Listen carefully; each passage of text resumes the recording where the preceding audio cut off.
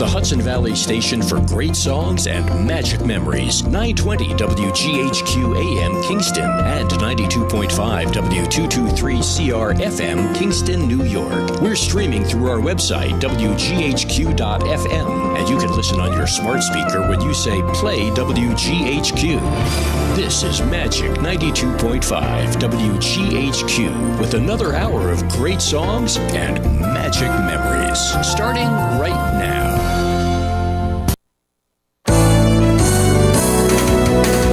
You're listening to Kingston Community Radio on WGHQ Kingston.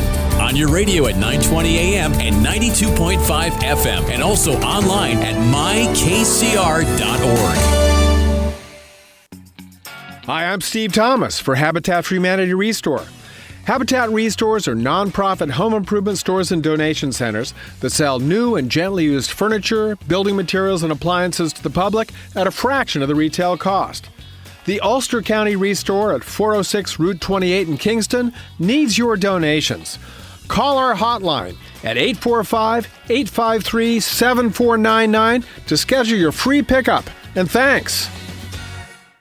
We all play a role in keeping our community safe. Every day, we move in and out of each other's busy lives. It's easy to take for granted all the little moments that make up our everyday. Some are good, others not so much. But that's life. It's when something doesn't seem quite right that it's time to pay attention.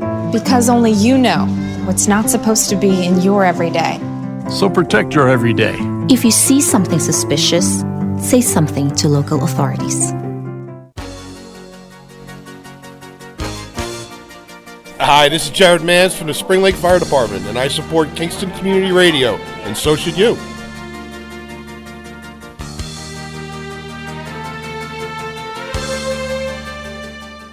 This programming is brought to you by the Friends of Kevin Cahill. As a strong advocate of local broadcasting, Assemblymember Cahill urges you to support Kingston Community Radio with your time and donations. Your contributions keep KCR vital and on the air at FM 92.5, AM 920, and on the web at mykcr.org. Please join Assemblymember Cahill and send your gifts of $10, $25, or more to Kingston Community Radio, Post Office Box 4364, Kingston, New York 12402. Together, let's keep KCR alive. Thank you, Lawrence, and welcome, listeners. Good morning. It's a Wednesday morning. You're listening to Kingston Community Radio, live from our studios here at 16 Lucas Avenue here in Kingston, New York. 331-9255 is our call-in number. We would love to hear from you. Anything that may be on your mind, any questions you may have, expecting momentarily Supervisor Fred Costello from the town of Saugerties. At 7:30, we're going to have Chief Tinty, Kingston City Police Chief, and I'm sure he's going to drag along one of his lieutenants or sergeants or somebody. And then at 8:35, although virtually, we will have Neil Schmoller, who is going to give us an update with vaccinations in Ulster County, Woodstock, Kingston, Saugerties, etc. And one of the things I know I'll be asking him is, there seems to be this hesitancy. In fact, I think County Executive Ryan spoke about this yesterday, concerns about reaching the percentage that's been put in place to achieve herd immunity, which basically means enough of the population has been vaccinated to prevent further spread of the virus. So 331-9255 is our call-in number. Maybe some of our listeners may have some comments or feelings on the verdict that was handed down yesterday in Minnesota.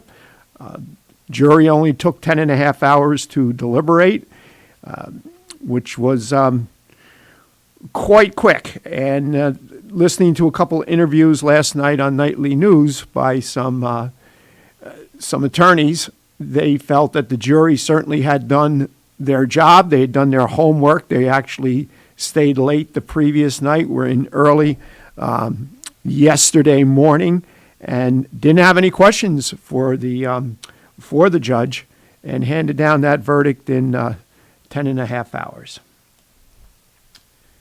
And then looking across the just some of the news trending this morning, I couldn't catch where this was, and I'm even not sure if it even occurred in the United States. It may have been out of the country, but a father got woken by his 3-year-old around 5 o'clock in the morning, and went and got milk, looked out the window, and the house across the street was on fire, and oh my God, wound up saving 7 of the occupants who were all sleeping. Wow. Now, what time of the night was that? It was about 5 in the morning. And so if he didn't get up to go do what he was going to do, they might have not made it. It would have been a tragedy we might have been hearing about this morning, but certainly a tragedy averted and there you go. Meant to be.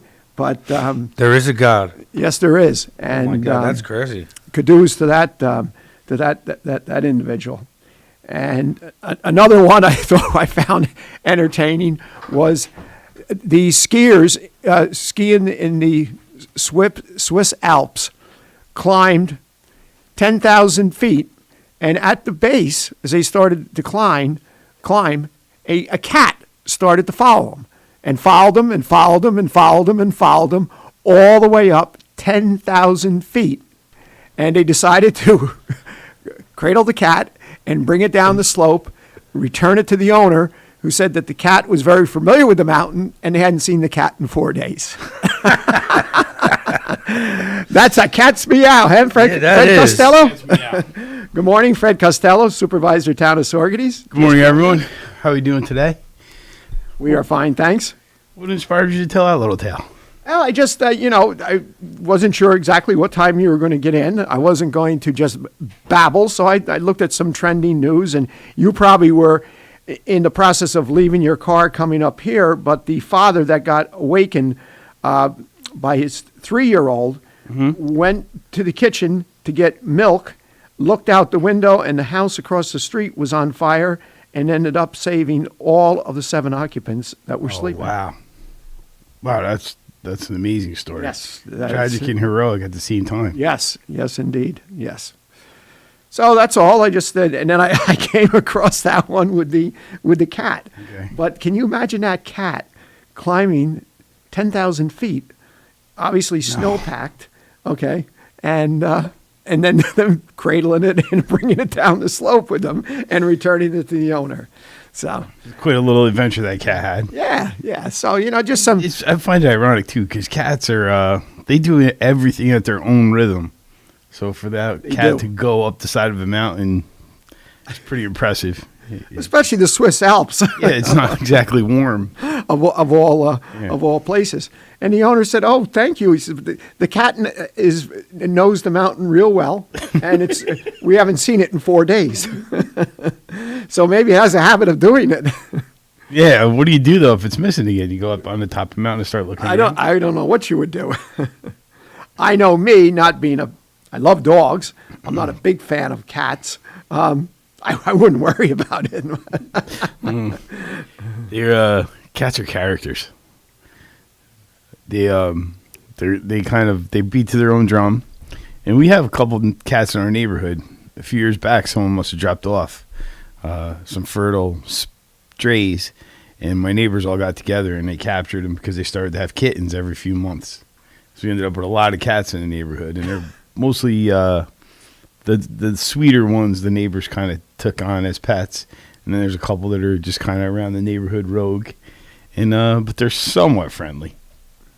They kind of make a habit out of coming to the house and drinking out of the swimming pool. And, oh, nice. Yeah. Did they ever take a dip? No, I don't think they ever took a dip. They do drive Kim crazy because when she puts the pillows back out for the lawn furniture, they'll go in there and they kind of need it to make it comfortable, so they tear it to shreds, and they'll sleep on the lawn furniture all night. After they tear it to shreds? After they tear it to shreds, yeah. They got to get it comfortable. Wonderful. Yeah. Yeah. If we go from enjoying seeing them and they're cute to Kim is, we got to keep her away from the pelican. So I was also commenting about, I think it was it had to be, well, maybe it was Monday, where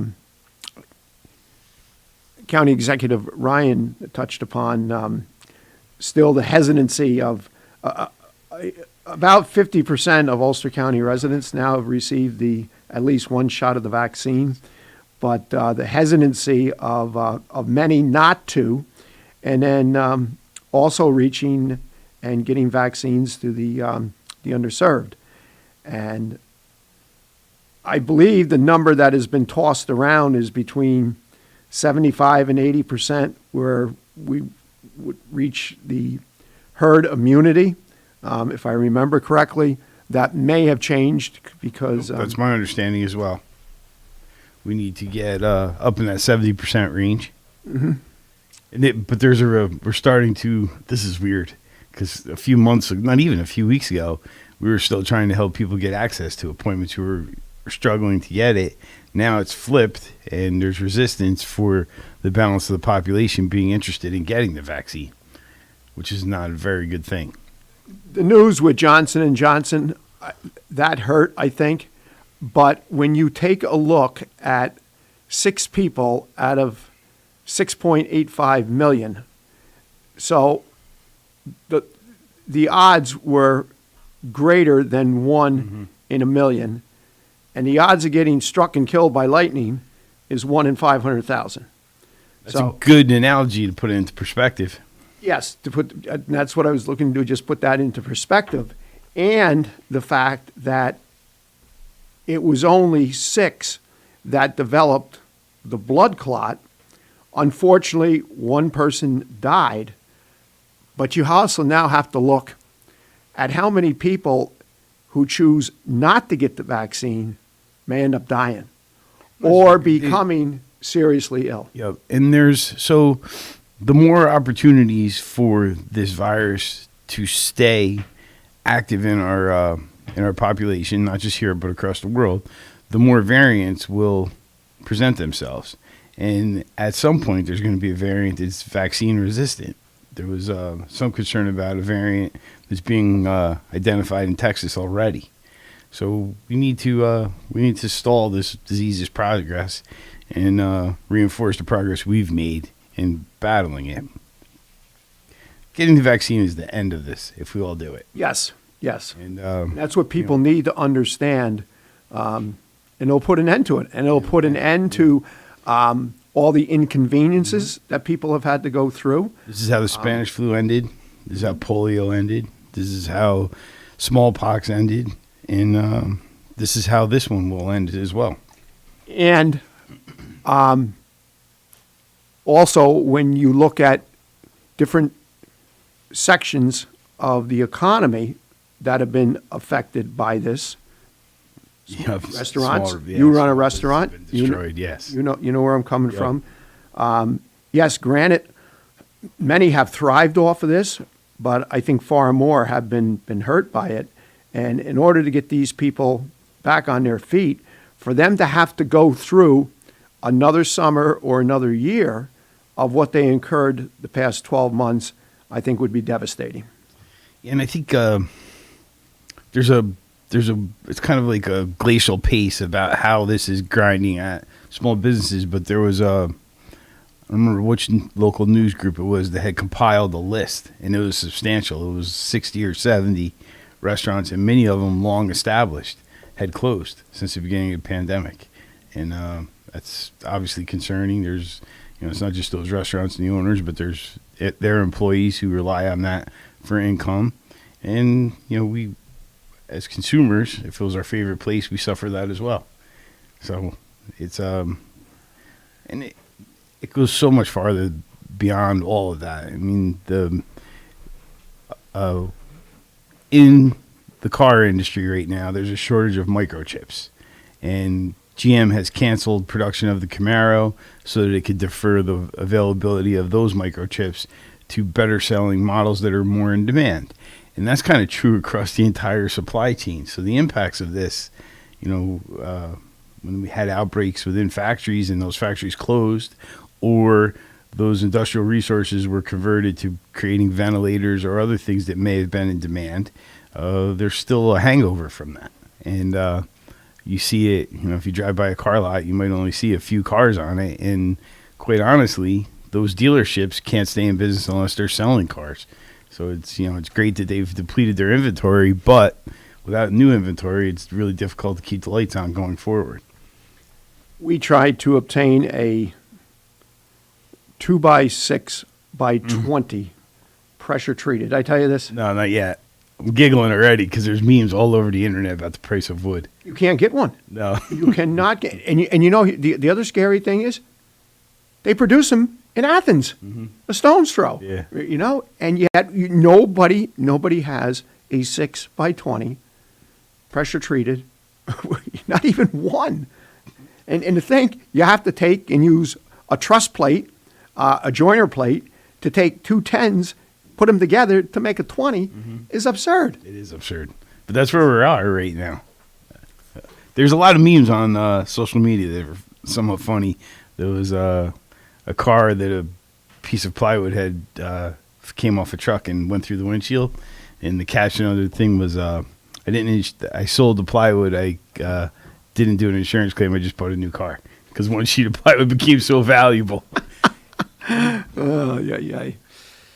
Kind of the funny. other thing I had to question, and another crazy thing that was trending on the news is I'm really now beginning to wonder. You heard some people harp on this early on, but the extended unemployment benefits, are people intentionally not seeking jobs, doing nothing, and collecting the unemployment benefits along with the enhanced monetary benefits that come? And at one time, and they put a pause on this, where you had to show proof that you had sought employment from 2 or 3 different employers and were turned down.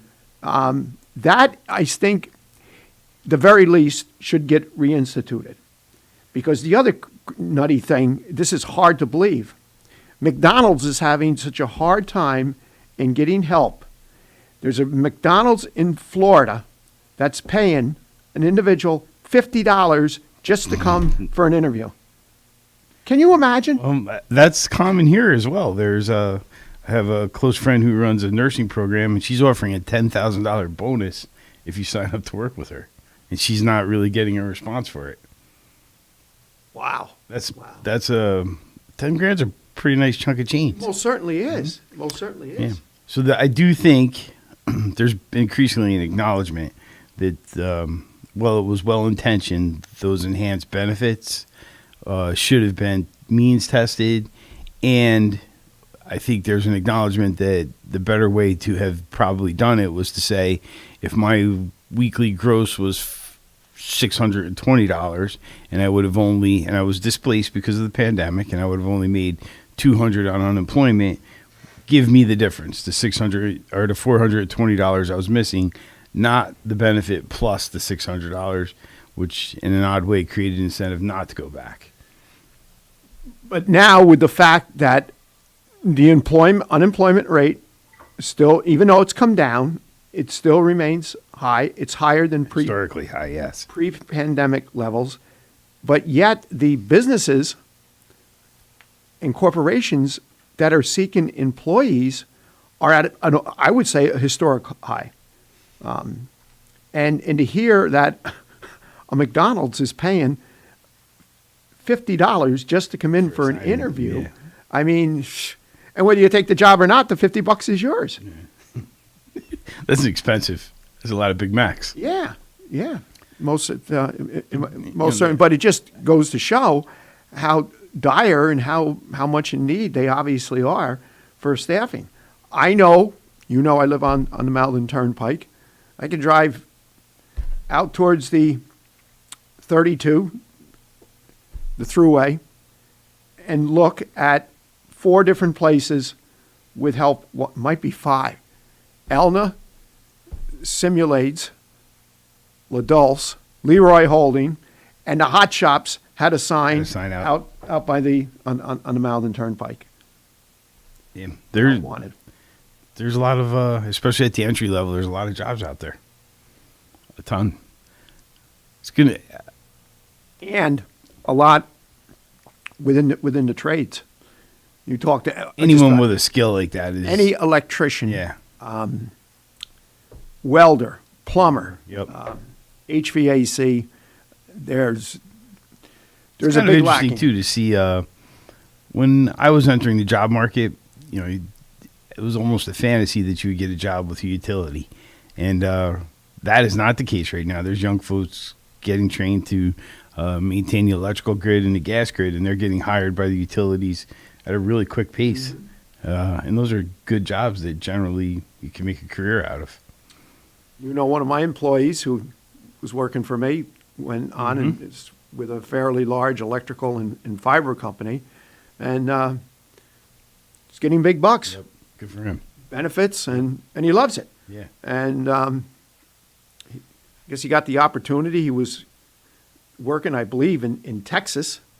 So he gets to travel, all expenses paid. And you're right, good for him. Yeah. But, you know, that's what he focused his education on. Started it at BOCES at the age of 16 years of age and continued on, graduated from Hudson Valley Community College, and it's good to see. Yes, it is. You know, it is. When we were entering the job market, though, you know, CSX, all those traditional long-term employers just didn't have opportunities. But, you know, when I remember taking classes too, there was a prediction by economists at the time that the U.S. would experience a labor shortage as baby boomers left the job market. There weren't enough Gen Xers to fill all of those positions. And, you know, you kind of snicker when you hear those things. But when I look at what's happening now, pandemic, I think, has exaggerated the experience a little bit. But in reality, as we see the baby boomers leave the job market and the Gen Xers are coming in to fill, there's just not as many of them. And there's going to be some labor shortages. So it's going to be it's interesting.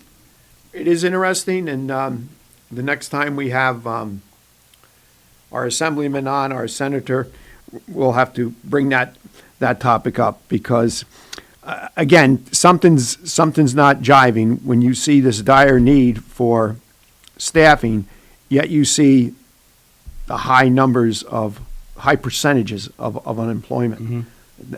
2 and 2 together, it's not equaling 4. Yeah, I don't think there's enough data or studies been done to make a scientific conclusion about it, but my gut conclusion is that those enhanced benefits played a role in people not going back to the job market. And again, I think that pause should be lifted where an individual who's receiving unemployment benefits has to show where before they receive their benefits, just like it was before the pandemic, that they displayed the initiative and seeked unemployment and were turned away. Mm-hmm. So it's interesting. Want to shift gears a little bit? Sure. Yes, absolutely. Tomorrow's Earth Day. Yes, it is. I think it's a good opportunity to talk about some of the energy stuff that we've been doing. And you've kind of been on the front of this wheel, Greg, because ever since I came to be part of the town board, you've already kind of started employing mechanical systems that were energy efficient. And we've realized those savings. I remember you shared a statistic with the town board. Even though we expanded the space that we heated and cooled when we did the building department project and other projects, our energy consumption was static at the time. And now it appears that we're actually using less kilowatts than we were the year prior, which is pretty extraordinary. Yes. And there's a realized savings from that. And when we were doing the town partnered with Eastlake Solar, and we did a energy solar array on our closed landfill, and the town became the anchor customer, and we buy that energy. So we are just recently getting billed for that for the first time. So those panels generate an energy credit, which is handled by the developer of the project. As the customer, they use those credits to pay our energy bill, and then they charge us a fee for using that credit with a 10% discount. And it looks pretty clear now that we've been able to look at the actual bills that we've saved we're on trend to save $25,000 or $30,000 in our energy bills, which is pretty amazing. It is. And looking at the spreadsheet that Julie created. Oh my God. She's amazing. She is really I don't know what amazing. we would do without Julie Dunn. But that had to be, and she's only hit the tip of the iceberg because she had to go all the way back to the middle of last year to recreate those numbers, because there was that delay in getting all the billing from the solar company. The solar company.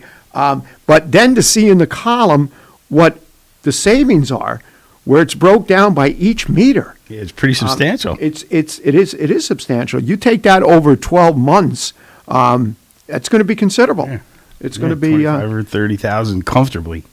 So that's going to be now we also have to put that in context though, because the distribution of the energy we still pay for, and those costs will rise over time as well. So it's going to be really hard 5 years from now to look back and acknowledge that we're still saving, but we're pegged to what they sell that energy credit for. If they sell it for $1, we pay 90 cents. And I think, that will iron out any differences in the energy costs over time. So, but you could also look at it, okay, that if we didn't take that initiative, in 5 years, due to cost increases beyond our control, the Public Service Commission may permit, that increase would be more substantial, where now there may be little increase or no increase. It might stabilize. Yes. But until we reach that point, and I don't think any of us know what point that is, whether it's 3 years, 5 years, 7 years, there's going to be a cumulative savings. Absolutely. It's unquestionable. And we were able to document and memorialize that for the past few months versus the same period the year prior, which is great. And then another perfect measure is the number of kilowatt hours we consume. And that dramatically has decreased. Sawyer became a climate smart community a few years ago, and the goals there are to be as energy efficient as possible and reduce our carbon footprint. And the reduction in kilowatt hours dramatically does that. And the single biggest savings was the LED program we did with Central Hudson, where we swapped out all of the traditional sodium vapor and metal halide street lights for the LED lights, which use a fraction of the energy that the other ones do. So we've experienced another area of significant savings of about $20,000 there, which is and that was pretty easy because Central Hudson did all the work. Yeah. We just signed the paperwork and tried to understand it as best we could, which is terrific. And you gave that thorough presentation about the chiller at the ice rink. And we're all hopeful that we're able to implement that, and that will realize a significant savings, not just in energy, but in water and the maintenance of the brine pump and all the rest of that. So that was another opportunity to reduce our carbon footprint, save money, and upgrade the facility. And we will benefit from a number of grants from NYSERDA and other programs that incentivize these types of changes in mechanical systems. So it was fun to look at that. It was. And, it took much longer, but I'm glad we went as far in depth. And there was a lot of individuals that were involved with it. And we actually went back to the village. We buy our water from the village. The ice arena does get charged for water usage from the village. And something just wasn't making sense. And sure enough, the individual prior had just somehow managed to botch the numbers, but I can't think of the lady's name, that is in the village hall. Anyway, she was able to turn that around within the same day. Yeah. Okay, so obviously she had all her records intact. Paula. Yes. Yeah, and her numbers compared to what we had received previously, and that had to go back 2 years from the individual who was there at the time, were totally different. And then another thing that was not factored in was the cost of water treatment for the year, which we pay $12,000 a year for because of all these new enhanced requirements that have to get done. It all started with Legionnaire's disease and then went from one to another to another. So it's so this new, when we get to it, replacing the chiller will be a significant infrastructure improvement with so many energy and intangible savings like water consumption and maintenance of the brine and all the rest. It's going to be pretty great. Yeah, it will be. And right. I know Lawrence is looking at us. Are we out of time?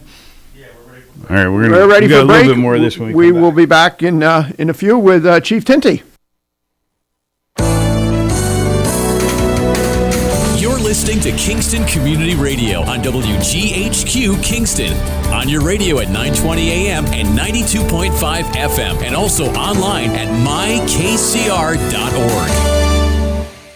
100 years ago, there were 100,000 tigers in the wild. Today, there are as few as 3,200. The Earth's wild animals can't speak up when they need help, but we can. Be the voice for those who have no voice. Visit worldwildlife.org. Everyone is talking about healthcare these days. America spends twice that of other developed countries on our healthcare system, yet our health ranks near the bottom. How can we stop spending so much and getting so little? By shifting to a system that gives more patients access to strong primary care. Primary care can help make America healthy again.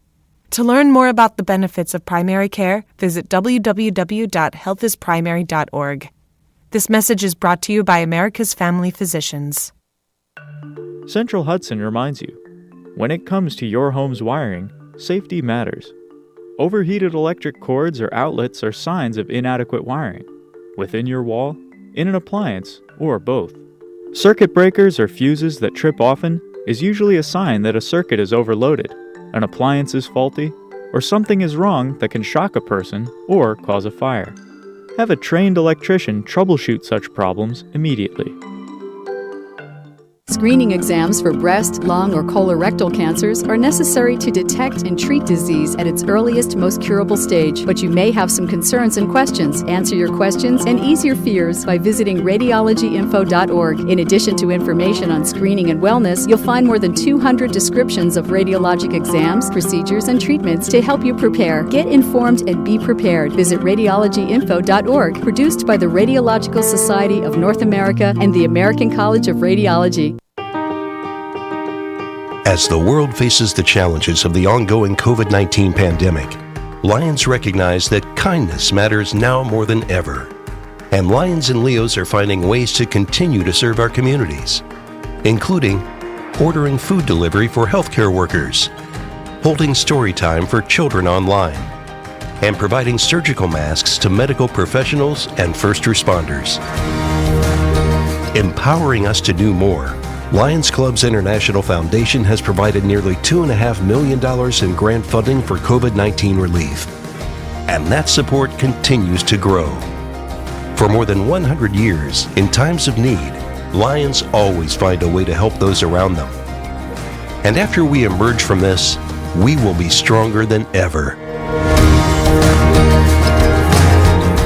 Visit lionsclubs.org to learn more.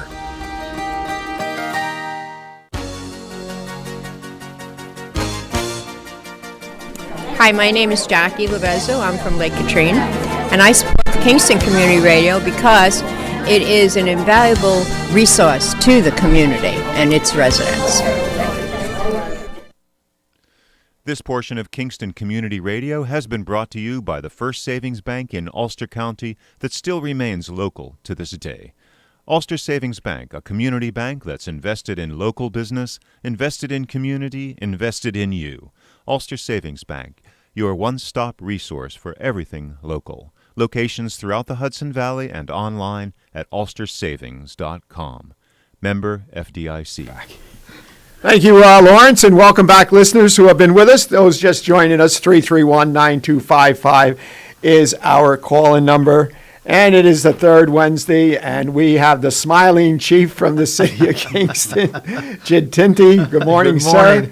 And he brought along this morning his newly promoted deputy chief, Mike Bonds. Last time he was on this, did I say it right? The last did, time? thank you. Hey, look at that. See that, Fred? You're on it today, here buddy. this morning. You're on it. Last time you were on here, you were lieutenant. Correct. Now you're the deputy chief. Congratulations. And the chief did say off air that he's finally he's met his match. Yeah, I'm not sure that's correct. Just give him a topic. You'll see. You'll see.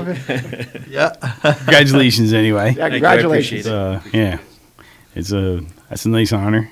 Is that a new position or was there a vacancy? No, so the position, John Wallace was our deputy chief, and John served as deputy chief for over 20 years in the same position. He retired with 38 years on. Almost every rank in that department he served. John Wallace was just amazing, right? We can say that. I mean, he's retired now. I'll say this to the listeners. He did send Mike and I both a picture.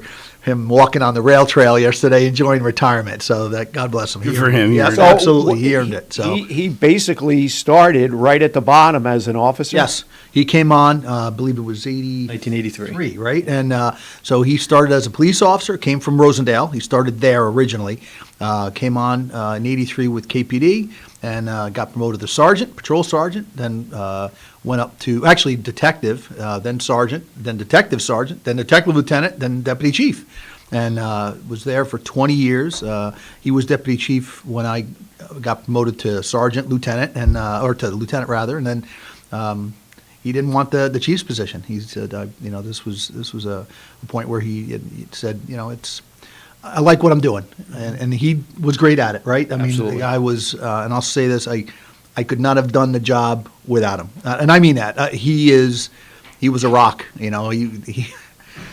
was the guy I could go to that's like what, and he's like, oh, let's just calm down, right? Let's think this through, but so Mike has now told me he can do the same thing. He can dart me when necessary, but it's great to hear. It's great to hear stories. It's great to hear scenarios like that because I think it lends to much better efficiency, also staff morale, and the incentives that they can take, knowing that they can come in at the bottom of the ladder and work their way up the rings of that ladder, the rungs of the ladder, and and I've always been a big promoter whenever you can. Sometimes you can't, promoting from within. So that's a great story. Yeah, no, he's excellent. And he left. His daughter Kayla just started with us about a year ago. She came to the KPD as well. She started out in Rosendale as well. So if all goes well and she stays with us, which I hope she does, she'll move on to deputy chief at one point. So follow right in her dad's footsteps. No, she's doing a great job. She certainly is an unbelievable member of the department. So we're very fortunate. We really are. So he did an incredible job through the thick and thin. Some good times, some bad times, and I'll tell you what, he was always. I'll use this as a quick story. So FBI uses a leadership testing tool. At the time they called it the DISC assessment, DISC. Stands for dominant, influential, steady or stable, and compliant. And when I first went through the National Academy, I took this. I said, oh, it's pretty good. And normally leaders usually have a D, which is a dominant, get it done type of personality, or an I, influential. And so I tested the supervisors when I came back. I took this test and I felt it was qualified and kind of learned how to apply it. And out of all the supervisors, all of them down there, so there's 3 categories when you take the test: how you see yourself, how others see you, and how you are under stress. So I'll use myself as an example. I see myself as an influential person that I can kind of get people to do what they got to do by coaxing them, right? This is good, not telling them what to do, right? I try to get away from that. So I see myself as influential. Other people see me as influential. But under stress, I become a high D. I'm not asking anymore. Now I'm telling you, get on the roof, do this, get the traffic. That's the way I'm built. And I recognize that. After going through this, I'm like, that makes a lot of sense, right? So you took it. It's a great program, yeah. And you remember what yours were? I as well. As I, right? So influential, and slightly high D under stress. John Wallace. Steady, steady, steady. All the way through. Didn't move. People saw him as a steady. That's a rare breed. It to is be a rare honest. breed, rare absolutely. breed, Out of all the supervisors, I'm telling you, I was like this. What? There's no way. Yeah. And so, there's a science behind it. Obviously, there's questions and things you have to answer. And again, I don't understand. When we went down there, they explained how it worked, and they may not still use that. They may have moved on to something else, but it was a good tool. So, Fred, unless you can't say on the air, where would you rate me? Definitely influential in under stress. Kind of in line with Chief over here. Well, so I'm being kind. The purpose of it is, I thought you were going to say on the low side of the D. So part of it is, so it's not just how you see yourself or what you find out about yourself. It's important that as a boss, as a supervisor, I recognize who works for me, right? So I know that Mike's a high I, right? He sees himself as influential. Other people see himself as influential. That's great. But if I put Mike with another high I, all they're going to do is influence each other. Nothing's going to get done, right? So I need someone like Mike, right? We're going to look at how this program is built, why it's important to recognize how your supervisors work and what motivates them. I use an I to motivate an S or a C. I need a D, right? If I have a SWAT operation, I'll say this. I had, we both had Mike Ryan and Blaine Smith, who are now retired, work part-time now for Town of Ulster, on the SWAT team. They were both our team leaders. Exceptional guys, right? Outstanding. Absolutely and I'll say this, warrior class officers. These guys, when they jumped into action, they were solid. Neither one of them liked to smile, but they got the job done. They were high D. That's the way they got things done. Get up on the roof is all we would have to tell them. Listen, guys, we need you on the roof. And that's it, right? They would get on the roof. They would build a ladder. They'd throw people up there. They'd use a rope, whatever. They got the job done. But two high Ds working together sometimes creates conflict. So you have to recognize why that's important to put who with who when you do this. So there's more to it than just the identification of the individual and how they work. Now, there's other tests, right? We have job-related duty tests. I don't know if you want to talk somewhat about what we use to get recruits or candidates hired, but I think it was important. I haven't done it in a while, but once you take the test and you see, you go, we can pretty much identify people who are high I, or S's or C's or D's, But yeah, so it's interesting. So the portfolio you have to pick from, generally folks that are going to gravitate towards leadership positions are going to have both of those characteristics. Is why. Actually, they may have any of the four. So Any of the four? It's really putting the pieces together to make the right team. Okay. And that's really the important part. And there's variations. There's high D's, like I've mentioned, Blaine and Mike, were high Ds. There was no asking. They didn't ask anything. When they told their team members, this is what's got to get done, they weren't saying, hey, can you do me a favor? Those words didn't come out of their mouth. They're like, get around the corner. That's it. That was the command. And they got things done. They were high D individuals. But there's combinations. So you can have a mid-level C and a mid-level I.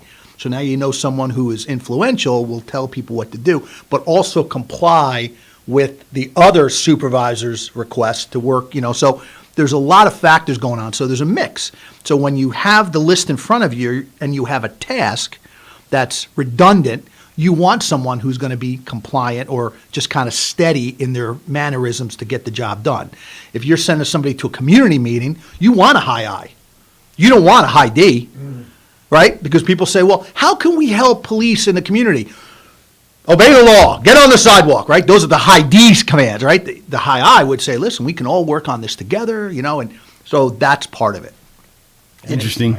Yeah, it's an interesting academic exercise to do. Very interesting. Yeah, even like task-oriented stuff, you have to really find the right piece to the puzzle.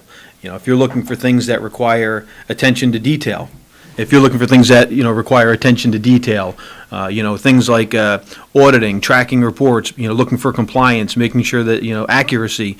Your D is not going to be your person for that, right? You're going to look for that C or that S that's going to be able to really take the time, look at the attention to detail, and are more apt to get things done, to be compliant, to make sure that we're meeting what needs to be done, and not necessarily the person that's going to be out there influencing other people, right? So it really is it's an interesting science behind it. Yeah, it's when you put something together, you want to try to put a group together that's going to complement each other, not necessarily be combative or share the same space. Yeah, exactly. a group of eyes at a table aren't going to get anything done. It's interesting. It's just not going to get them Yeah. done. You need somebody, and I really do believe we have excellent supervisors. Command staff, I'll say, even more so because we meet on a regular basis to get things done. But you have somebody like Cliff Tremper, who's been on the radio show before. He comes in as a C. He gets the job done.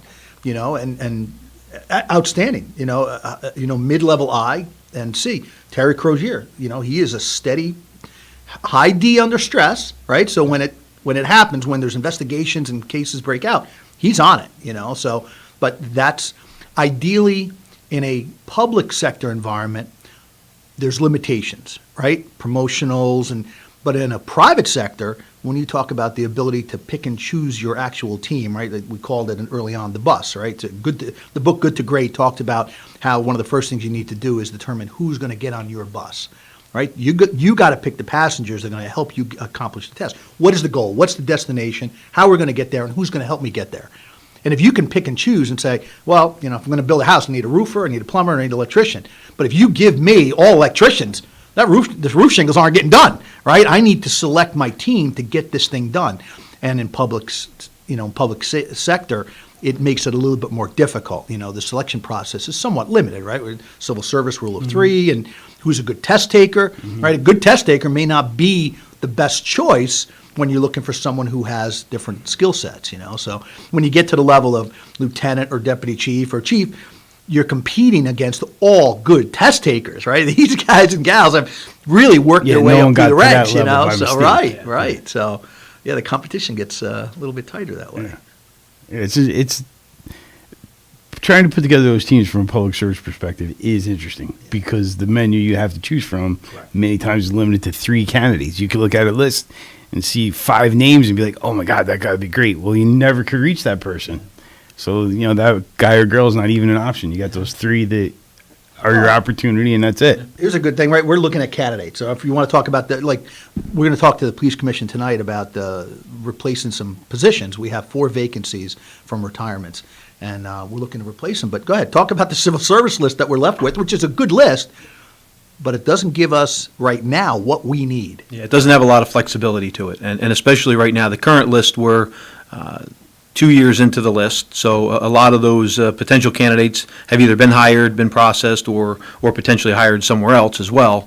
So we're down to, I think, 9 candidates on the current list to fill these 4 vacancies, but also giving the manner that civil service works, I believe there's 1 candidate with a 90, there's 3 candidates with 85s, and the remaining candidates all have an 80. And of the candidates in the top 2 tiers, none of them have police experience, none of them have been to the police academy. They're all going to need, full police academy training.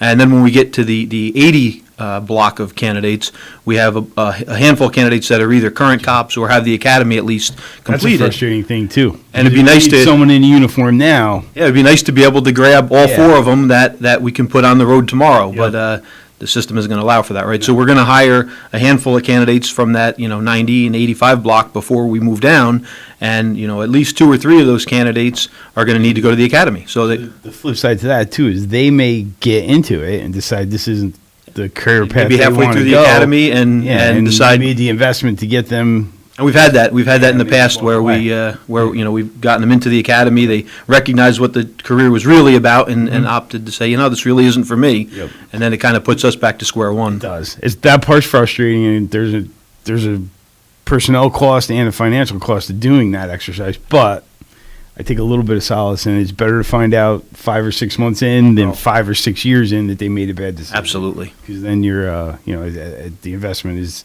exponential at that point. Absolutely. And the thing I think people that aren't attuned to the system don't realize is the timeline on that, right? So say we hire 3 from those top 2 tiers and really good candidates, they may end up replacing us one day, right? Mm-hmm. It's very, very possible.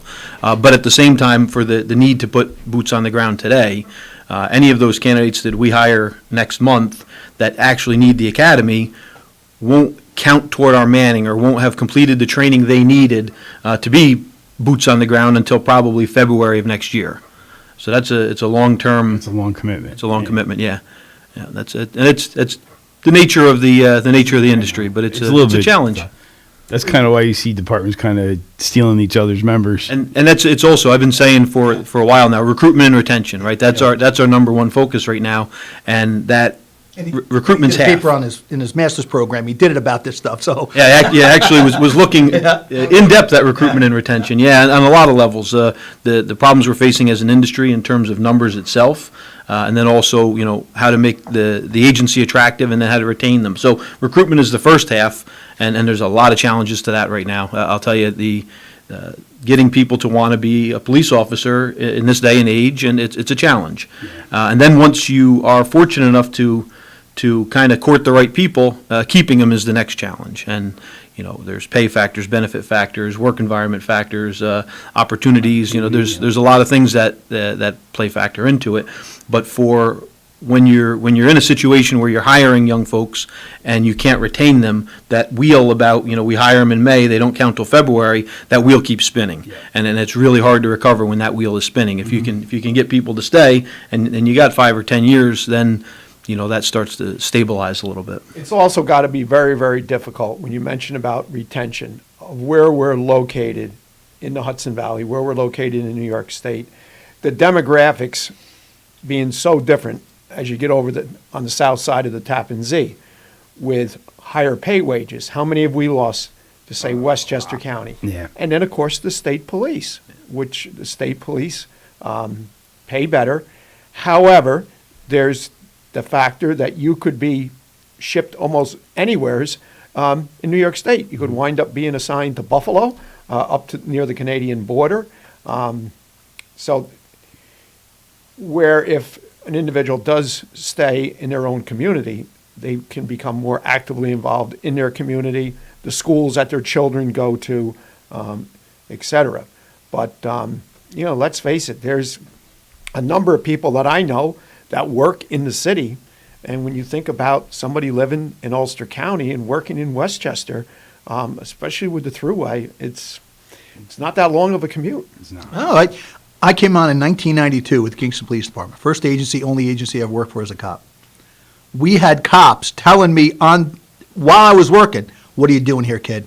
You can drive an hour south at your age, and when you retire, you'll make $20,000 more in your pension." And that was the other factor. And I'm not as well versed as I should be, I'll admit that. But Tier 6 employees, right? When you look at Tier 6, retirement employees for pension, the new ones coming on, the new officers coming on in their police and fire retirement system have a limitation.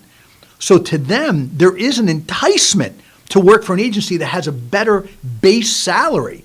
Whether the state police have their own system going on, but you look in just over the bridge, never mind going south, just Dutchess County. We just had an officer leave us, resign from our agency to go work for a Dutchess County agency.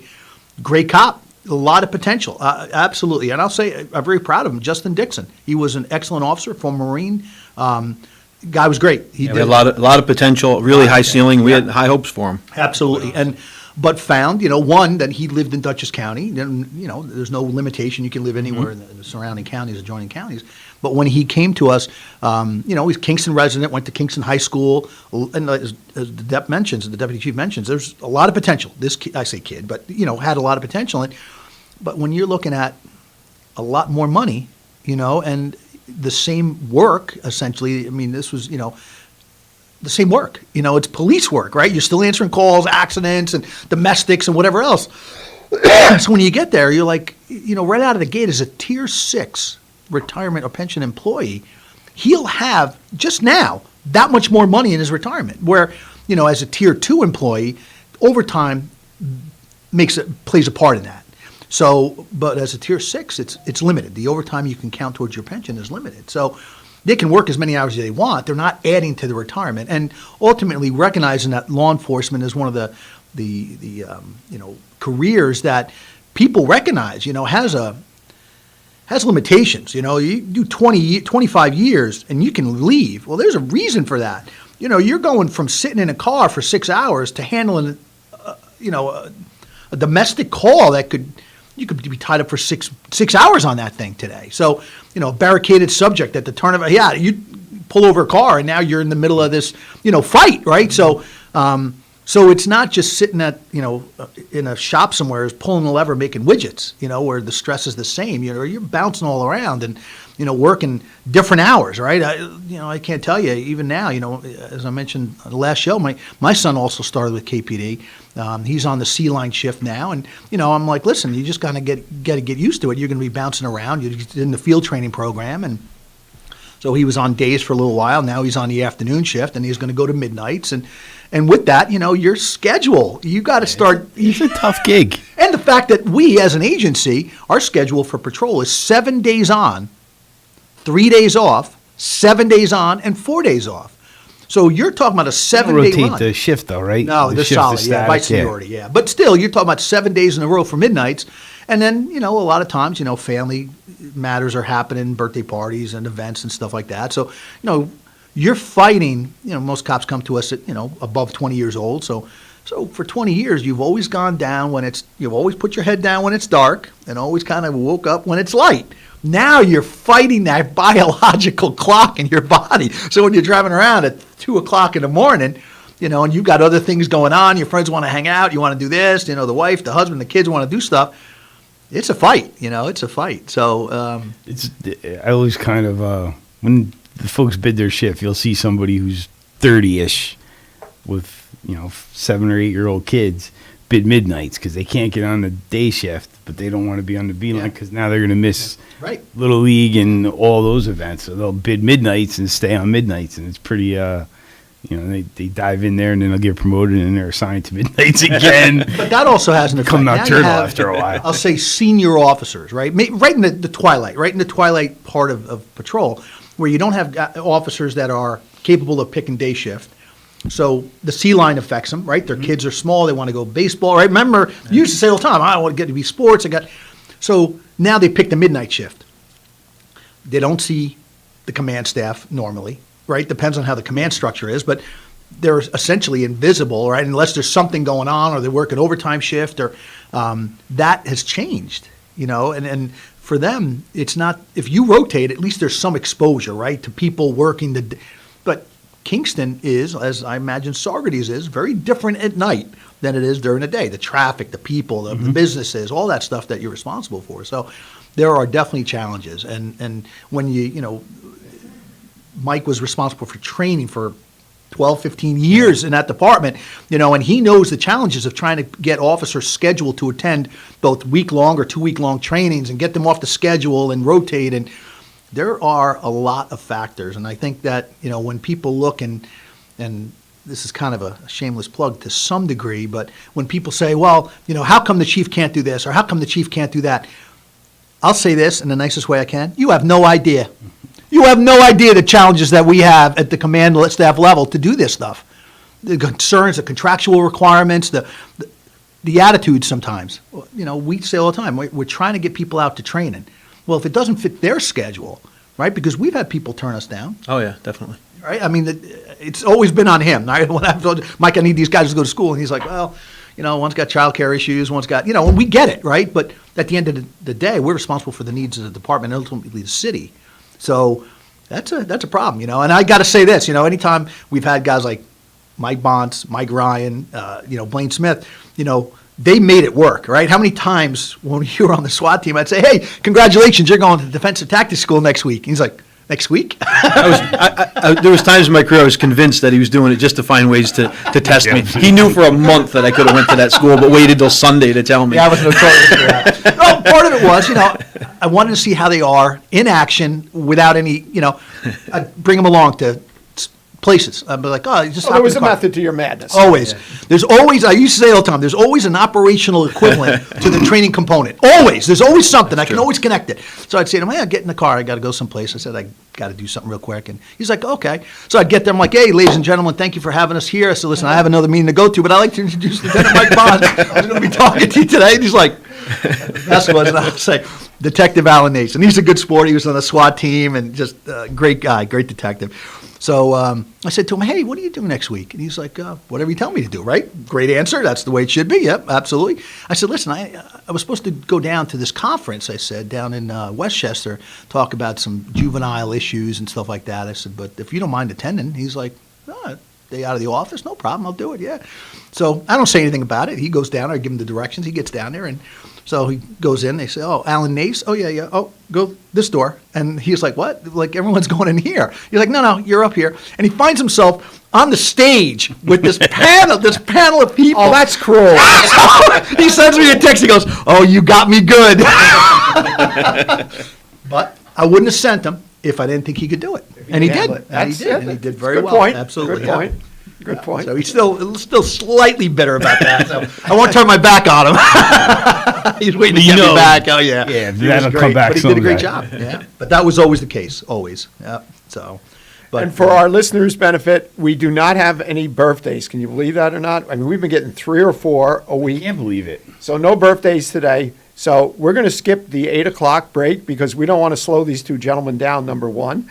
And then number two, we're not going to overlook our sponsors. We're just going to have a little bit bigger break at the at 8:30. 8:30. So if you don't mind, I'm just going to let him talk a little bit about himself and how he came up through the ranks and where he started, and just to kind of give the listeners because Mike is officially the number 2 in command of that department. I say number 2.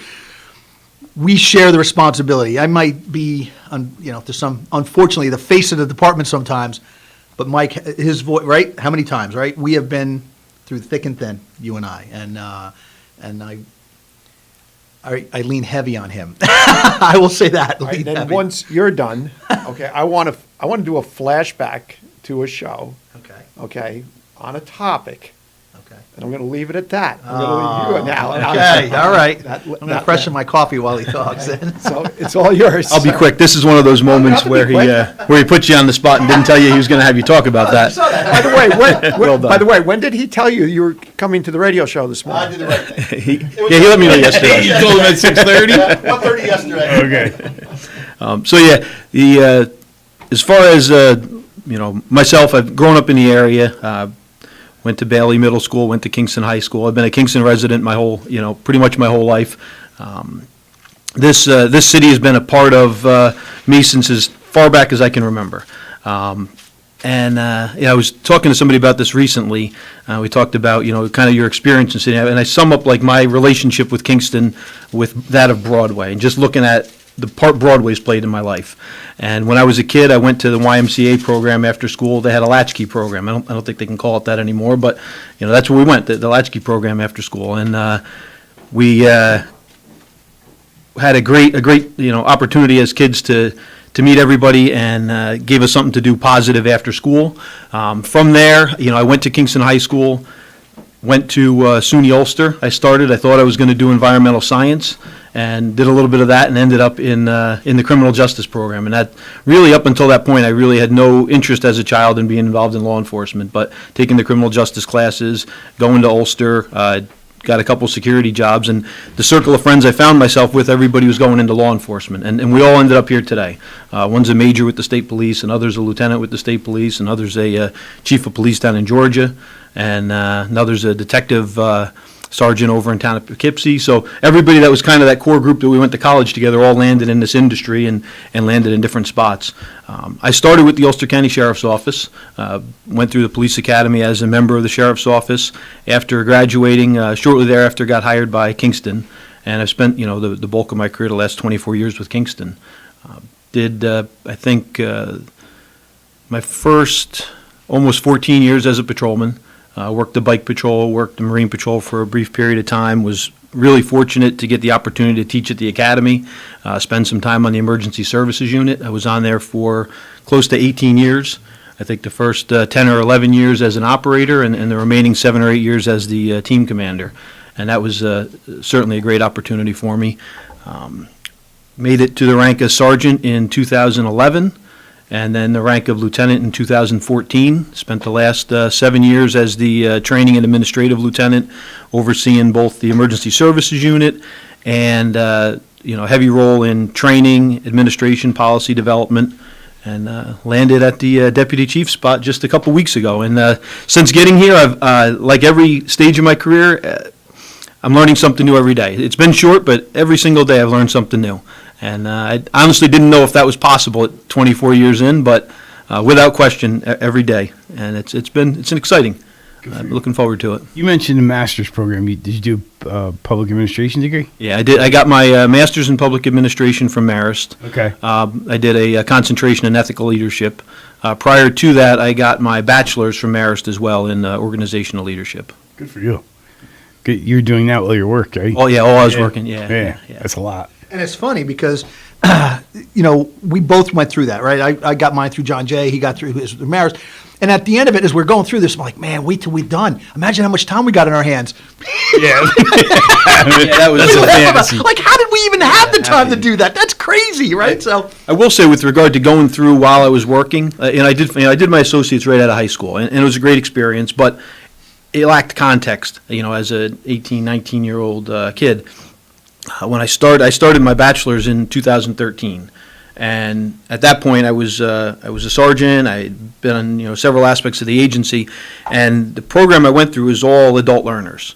And there was 13 of us that went through together as a cohort. We really were like a family, and what that program was fantastic. Anybody thinking about it, I don't want to give a shameless plug to that program, but when you're in there with 13 other like-minded people, and you all have life struggles going on, and you all push each other through it like that. To me, that was huge, and I realized then that the context that we had in those conversations. The professor would come in and lead a topic and throw it out there, but there was so much life experience in the group that I was with.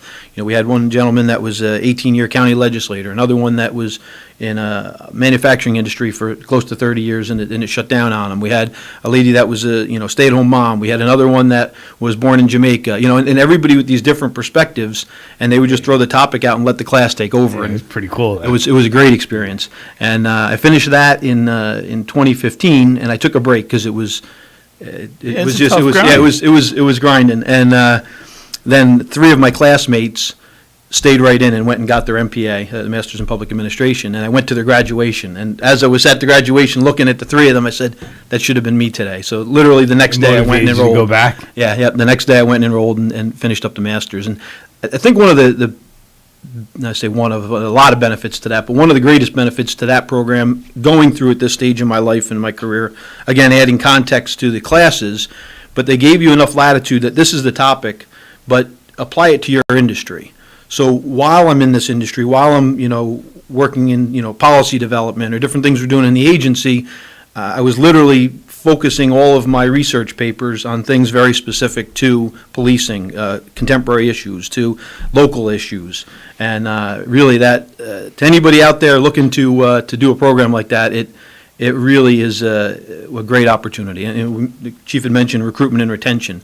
I did a research piece on that it couldn't have come in a more timely manner, and that's I was very fortunate to do it when I did it, and it's I think lined me up pretty well for where I've gotten today. You're definitely on the front side of the wheel, especially where we are geographically, trying to bring quality candidates in and keep them and give them opportunities to stay and serve their communities. It's tough.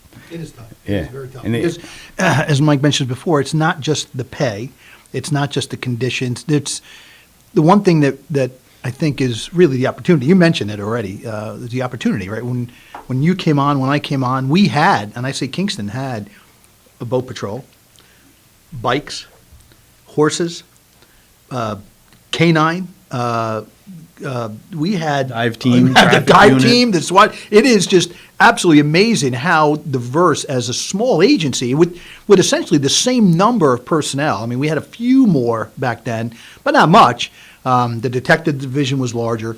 I think what certainly has changed over the years is the cost. Right? I mean, we went from at an all-time high of 6 canine units, 6, 2 on every shift, down to none. And it came down to dollars and cents for us. Really, currently, you don't have a dog? We do not. We rely on every other agency, which we're very thankful for. And it's been said before at different meetings, but it is absolutely amazing the cooperation, the level of cooperation that we have within this area. It really is. We pick up the phone. They're there. There's no questions like, oh, let me check. I got to get right. You call, it's done. Like, I need a canine unit, right? We call Saugerties. Listen, Chief, we need on the way. Right, get in the car, get on the way. State Police, Sheriff's Office, Town of Ulster, any of them. We make one call, and I'll even go so far as to say this: we don't even have to call. They're listening to the radio. Their dispatchers, Their staff are hearing what's going on, and they're like, oh, you know what? Start sending a unit to KPD. Looks like there's something going on in the city, right? Where we are absolutely fortunate that occurs, right? So, and I think a lot of it too is that one, and I'll give Mike a lot of credit for I this. think cost has driven that relationship to a degree. Yeah, that's true. The boundaries between law enforcement agencies here in Hudson Valley it's a strength of you. I'm pointing to Chief Tanti and Captain Appleton, who just left, and Chief Snyder, and all of you folks having those personal trust and relationships to allow your agencies to work closely.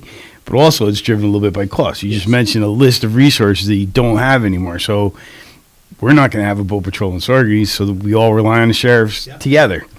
And that's the only way we're going to be able to have those resources for our communities. If we can't do it on our own, it's just too expensive. Well, probably, I would say, and you chime in if I'm a little off base with the number of years, but I would say going back the last 10 years, the theme that we hear, maybe it's been a little bit longer, no matter who we have in here from what agency, is the level of cooperation that exists in Ulster County.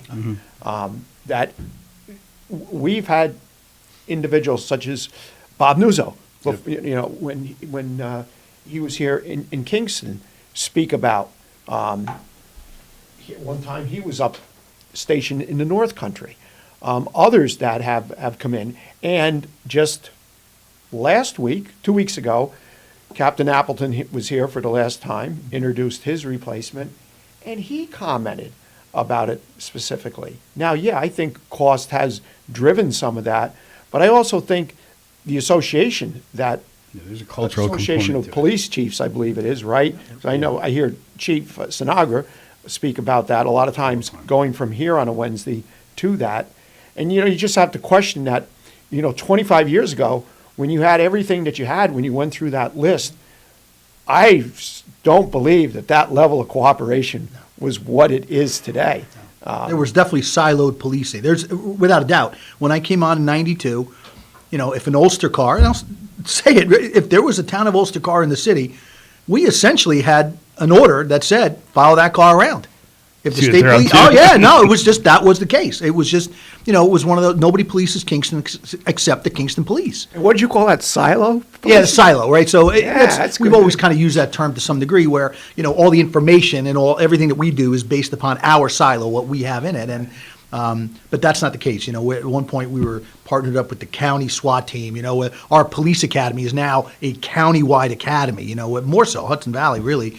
And I think, and you're still part of that, right? You're still one of the directors with now retired Lieutenant Alan Rao. And that's a partnership with SUNY Ulster, so that gives us just one more area where we collaborate. And I do think the Police Chiefs Association is a big part of it, but also, like the chief mentioned, the police academy. We're a regional academy, not just at the basic course level, but when we over the years have worked together to run all these additional schools. If somebody wants to be an instructor or becomes a supervisor or whatever, you need additional schooling. We do that pretty well regionally. Then efforts like being part of the countywide emergency response team that still exists. We were part of for a long time. Whether it's the task forces or whatever other, anytime we have one of these venues where we have multi-agencies working at one task, whether it's training or a task force or whatever else, the other effect of that is now, as I've seen it in my 24 years, when we were first part of joint training or when we were first part of a joint team, all of the officers and rank and file level folks that were assigned to that are now in supervisory and command spots around the county. So to call Chief Berardi, he served on the countywide emergency response team with us. Lieutenant Grimaldi was on the same team. There's members of Lieutenant Butler from New Paltz Police. We were all the officers that were assigned to those units. We all worked shoulder to shoulder as cops. So now those relationships have just built over 2 decades. And now, when I call down to New Paltz and I need something, it's, I'm not asking who the lieutenant is to talk to. Mm-hmm. We know each other by first name and ask about each other's families before we have the work conversation. And that's really something we're very good at in this county. That's important. We're really good at it in this area. All of it, really. We are right now working with the town of Ulster with our special investigations unit. recognize that partnership has to agree, always have, really. And I think, with having Kyle Berardi and you mentioned JP Gramaglia on there, really as team players on everything we're doing. They recognize that in order to be successful out in the town, that the city has to have some success too, and they're willing to invest in that. You don't see that in other places. You really don't. But you kind of, I'm snickering a little bit because if you look at a map and you see the geography of the town of Ulster and where Kingston sits, if you guys aren't working together, there's a border problem. I used to joke, Anthony Cruz, when he was chief, I used to joke, listen, bro, my job is to get everybody who's bad into your town. You can push them up to Saugerties if you want. They got to either go to Esopus or they got to go to Ulster. There's no other direction for them to go. Stomping in a puddle, right? Yeah, stomp on the puddle. Yeah, flash them over. So, but no, I got to tell you, even now, you mentioned Captain Appleton, Rob Appleton, his replacement. Andre Ray's here. He's the captain now assigned to this area. Absolutely amazing. He reaches out for me on a regular basis. What do you need? What do you need? We were fortunate to have a community event. Honestly, they called it the lunch on the lot on Sunday, and it was law enforcement showed up, the sheriff's office, state police, KPD, and we just enjoyed lunch. There was no politics. There was nothing. There was some dancing, some laughing at people dancing, and but overall, it was a great event, and it just goes to show that we're there.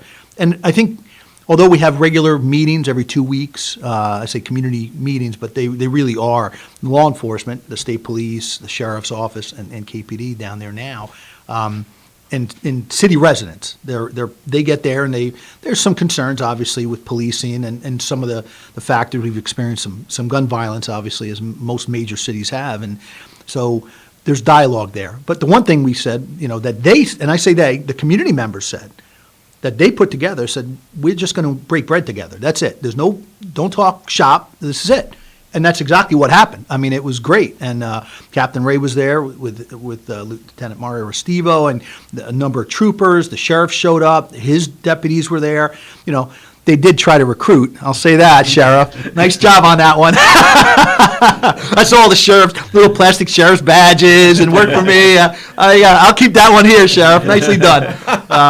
But overall, I mean, it really is an exceptional working relationship. I really, and like I said, in 1992 when I came on, that was not the case, and it used to be called the Kingston Police Academy. And when I came through, I'd say 90% of the instructors were Kingston police officers or detectives or supervisors. And, I'm sitting next to a guy who works for Woodstock, and I'm thinking, that doesn't sound right. Why should it just be just KPD, And when I had an opportunity to affect some change, we started bringing on different agencies to teach. And now, right, I mean, it's a mix. It's a complete mix. Everyone's doing the same, everyone's teaching, the curriculum set. Ultimately, it goes to say, there speaks volumes of what law enforcement is doing to work together. But more importantly, every town supervisor, the mayor of the city, they also have to lend their support. And I think that's important. When you get to that point where, Chief Sinagra couldn't do what he does if it wasn't for the town backing him, right? The town of Ulster, their police department, Chief Berardi and JP, could not be doing what they're doing if it wasn't for Supervisor Quigley, right? And the same thing in the city. We have things that we need to get done, and the mayor is supportive of that. This recently and again, now we're kind of talking about the community policing aspect of it is we had a law enforcement initiative last year that took place as a result of all the gun violence. Our response, which was admittedly a traditional law enforcement response, was bring in the cops, right? Bring in the cops, a task force style response. It was successful, but it wasn't without consequences. The community that was affected most, the Midtown community, our zones 2 and 3, went from having our 5 patrol cars to having 15 cars essentially overnight in that area. Cars were getting stopped. We took guns off the street, made a lot of connections, some of them some negative interaction because of the overwhelming response. And as a result of that, we've had to kind of re-examine how we do it. Because, one, not everyone feels comfortable around police, especially communities of color, right? We can talk about why that occurs, but you just saw it, right? There's the headline. the Chauvin trial, right? He's guilty on all charges. But that event, never mind the loss of life, has had ramifications over the last year, right? We were just coming out of COVID, and you can talk a lot better about this than I can. I mean, during COVID, first responders, police, nurses, firefighters, we were like, woo, right? Go ahead, talk about the numbers on that. Yes, just kind of the test for me was the police academy, and part of the police academy is not just when agencies hire somebody and send them. The program through SUNY Ulster also allows for people that want to become officers to put themselves through the academy as a college student. They get about 85% of the academy. And it's a very popular program. But you can kind of gauge where we're at locally with regard to recruitment by the numbers of people enrolling in the academy. And generally, before each academy class, we'll do an information session. We'll have people sign up, they'll come sit, the staff will talk, current students will talk, and, if we get, say, 40, 50 people at an information session, we'll usually get about 30 or 35 people that'll end up signing up for that program. Some will come later on, or some will say this isn't what I expected. So coming out of the start of COVID last year, March COVID hits, April we post our announcement for our information session for our upcoming academy, and the amount of people that signed up was overwhelming. We had like 80 people on this information session. I'd never had an information session even close to the size of what we experienced last spring. And I really, at that time, was attributing it to the response to COVID, right? There's how many people are not working, how many loss of jobs, loss of revenue. So I think a lot of young folks, in college age or coming into the workforce are saying law enforcement is a good opportunity, right? The cops are out there working, there's no loss of work. So I think that made us a little more attractive, that we were a steady income during that time. Really, really impressed. We had internal conversations like, how are we going to handle this amount of applications? Like, we may have to try to run another academy, or we're not built to handle more than about 40 applicants in any class, just because of infrastructure and amount of instructors, things like that. Then the George Floyd incident happened. Shortly thereafter that, we had a physical agility exam to get into the academy. I believe it was like March 15th. From the time that we had the information session with about 80 people, the registration deadline, I believe, was May 5th. We had 56 applicants for that next class. We did the PT session on like June 15th or so. We had over 50% of the applicants withdraw their applications. 27 out of the 56 people withdrew their applications to come to the police academy in just a month. And the only thing that had changed was, as resulting from this is before PT. They didn't even show up for the PT. Entirely. It was really the national conversation, the tenuous nature of what was going on, and I think a lot of people said, this is not an industry I want to get into, or maybe a lot of parents said, no, this isn't an industry I want you to go into. But yeah, we saw over a 50% decrease in applications in just a month, from the highest interest we had ever had to, maybe the lowest interest we had literally in a month's time. So serious implications. So the only, if there's a positive that we can kind of latch onto and hope for, everybody who has a police department had to go through the police reform collaboratives. I know you folks did one. We did one in Saugerties, and all our peers did that as well.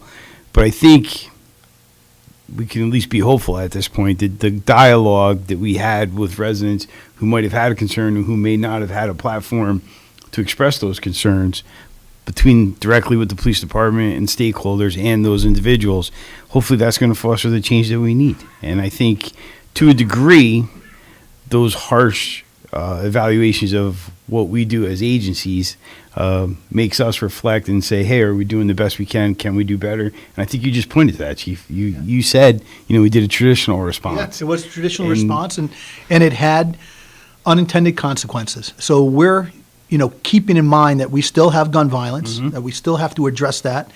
Government is designed by its very nature, from the time of the Constitution, to work slowly, right? It's a big, huge ship. We got to turn this thing easy. It's not a decision you can make at a board meeting and go, okay, everyone's going to wear yellow uniforms today. We're not doing that, right? And we're talking about a 24/7 operation, that encompass, again, if someone's sitting at a machine shop pulling the lever on a drill press, you can make change effectively, where everyone's going to cobalt drill bits, right, instead of high-speed steel. That's not the case with law enforcement. So when we start to do things, there's a lot of factors. There's personnel considerations, there's equipment considerations, there's monetary, overtime. How much overtime can you generate? And when you're down 4 officers, when I say to the deputy chief, hey, listen, we got to get this done. And he's like, and I'm like, what was that? What was that look on your face for? He's like, I'll get it done, but I just don't know if we can get it done in that time frame, right? So that's a challenge, right? I've learned to change the word problem into challenge, right? That's small stuff, right? And again, right, when we talk about enforcement, that is it's not an effective word anymore, right? We're training our supervisors and our officers to talk about engagement, because at every opportunity in uniform to talk to someone, it could be about a parking ticket, it could be about their dog barking, it could be about how nice the weather's been. It's an engagement, it's an opportunity. So I personally, too, have had to change. Recognizing that under stress I'm a high D, my response is, you got to do something, Chief. Okay, everybody in, right? And that's the response. That's not what the community wants, especially the community that's being affected. There's got to be dialogue. And I do credit the fact that these community meetings have really kind of made it a little bit easier for me to understand, right? I always recognized it, but in some cases I've discounted it.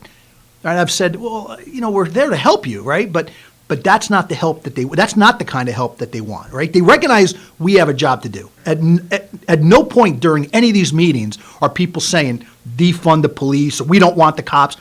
They want the police. They recognize that we have to be there. And it's not a necessary force. It's not a necessary evil. They recognize we have a role in this. But how we go about it is very different. And I think that's important. And, you were at the last one. You've been at these meetings before, Mike, right? I'm not trying. New Pro Church years ago and at the community lunch. And I think that dialogue exists. And it really has made us re-examine how we're going to engage this community now. We just can't come in hard hand, with a heavy hand and just say, okay, everyone that's driving without a taillight is going to get stopped. Yeah, they may, but there's other ways we can engage the community, right? So fully recognizing that at the end of the day, they have to want us there, but they have to want us because they need us. They need us to be part of it. I'm really, I think our folks do a great job. Our officers do. Our community is great to work with. We need to improve. We'll continue to get better, but that's given. But I think it's important to recognize here locally how good we do have it with our community. Like the chief mentioned that luncheon on Sunday, that was put on by the community. Yeah. We were merely guests. That wasn't something law enforcement did. We all collaborated and went there together and worked together. But our community put that together and invited us to do that, and that says a lot. And you think about. You think about everything that's happened across the nation in the wake of police reform and all these efforts, and again, certainly we're going to get better and we're going to make reforms, but at the same time, with all of that happening, it's always been peaceful here, right? We've had a bunch of gatherings and protests and thousands of people at some of these things, and it's remained peaceful, and that's a credit to the community, and it's also a credit to that collaboration with law enforcement in the community. This isn't anything new. We've been collaborating with the community. We're getting better at it, clearly. But I really do believe that our community's response to everything that's happened nationally in the last year has been way better than other parts of the nation. 100%. And we're really fortunate that we have that baseline to work from. I agree. Okay, now before we run out of time, as I mentioned earlier. You're going to get me started. I want to go back. I believe it was June of last year. Okay. And I think I had put you on the spot and asked you to comment about the police officer's, Chauvin's, what he had done for almost 10 minutes with the George Floyd killing. And you started to comment. You got wound up. Your hands were going, okay, and made some statements to the effect that if you were the police chief, blah, blah, blah, there's no way about training or policy that a police department that you could see.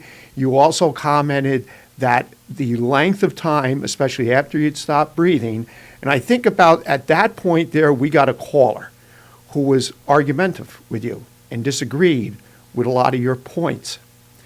But as I was listening each night, and I record nightly news because I never know when I'm going to get home, and I'm listening to the police chief's testimony, and I'm saying, he's reiterating some of the same statements that you said on this show back in June, and then listening to the medical experts about the length of time and the primary reason for the death of George Floyd.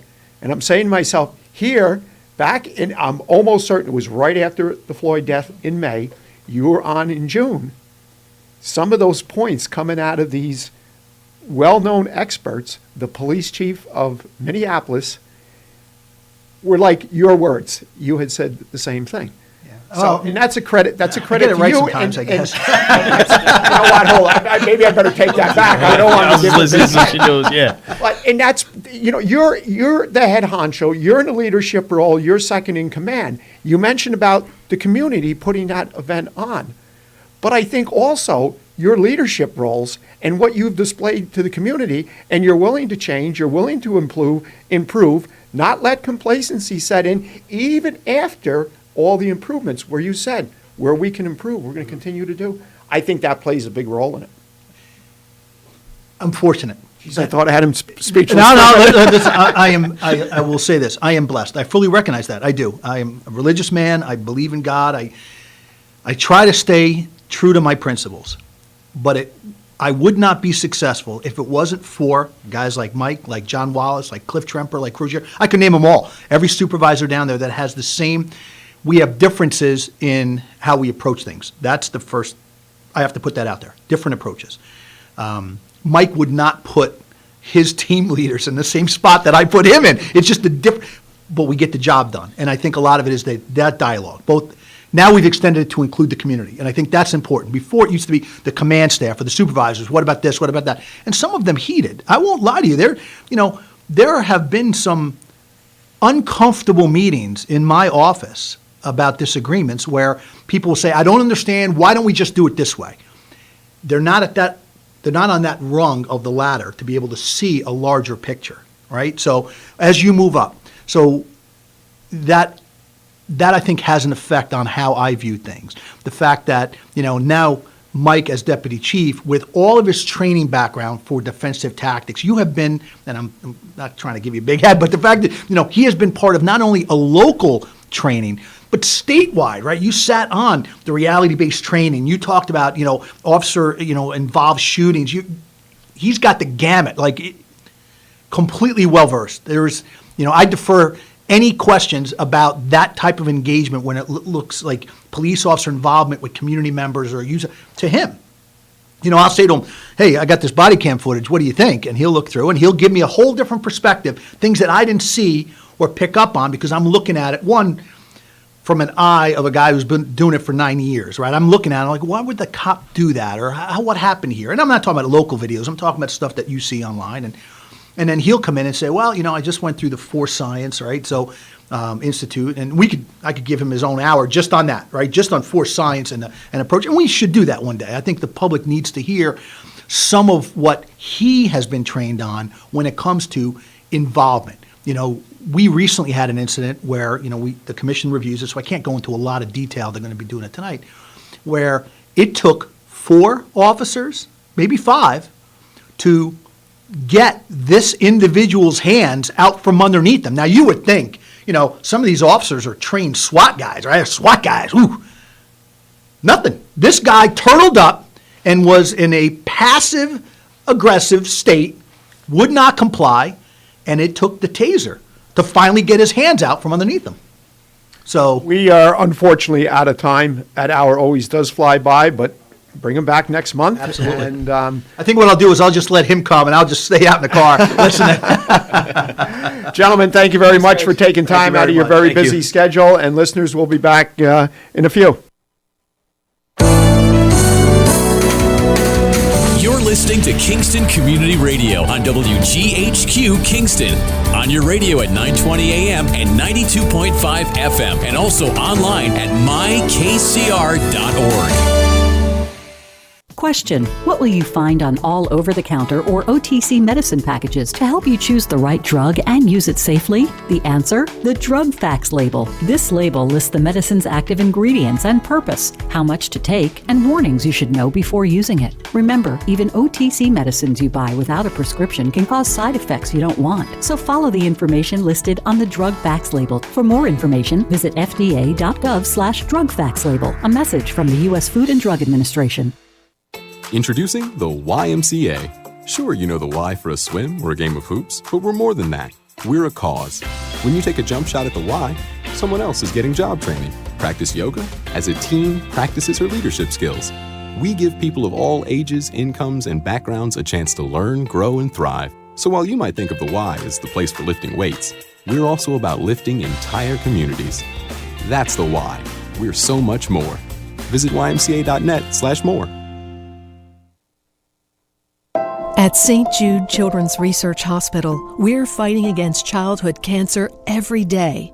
At the heart of this battle are our donors. Most of us want to make some type of difference in the lives of others. St. Jude does miraculous work.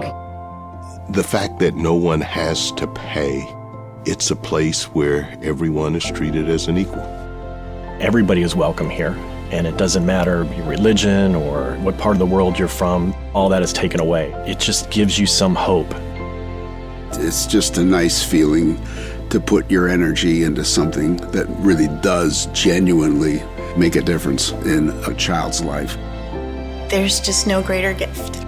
If we have the ability to help, then we have a responsibility to help. Finding cures, saving children. St. Jude Children's Research Hospital. Find out how you can help at stjude.org. Central Hudson reminds you, when it comes to your home's wiring, safety matters. Overheated electric cords or outlets are signs of inadequate wiring, within your wall, in an appliance, or both. Circuit breakers or fuses that trip often is usually a sign that a circuit is overloaded, an appliance is faulty, or something is wrong that can shock a person or cause a fire. Have a trained electrician troubleshoot such problems immediately.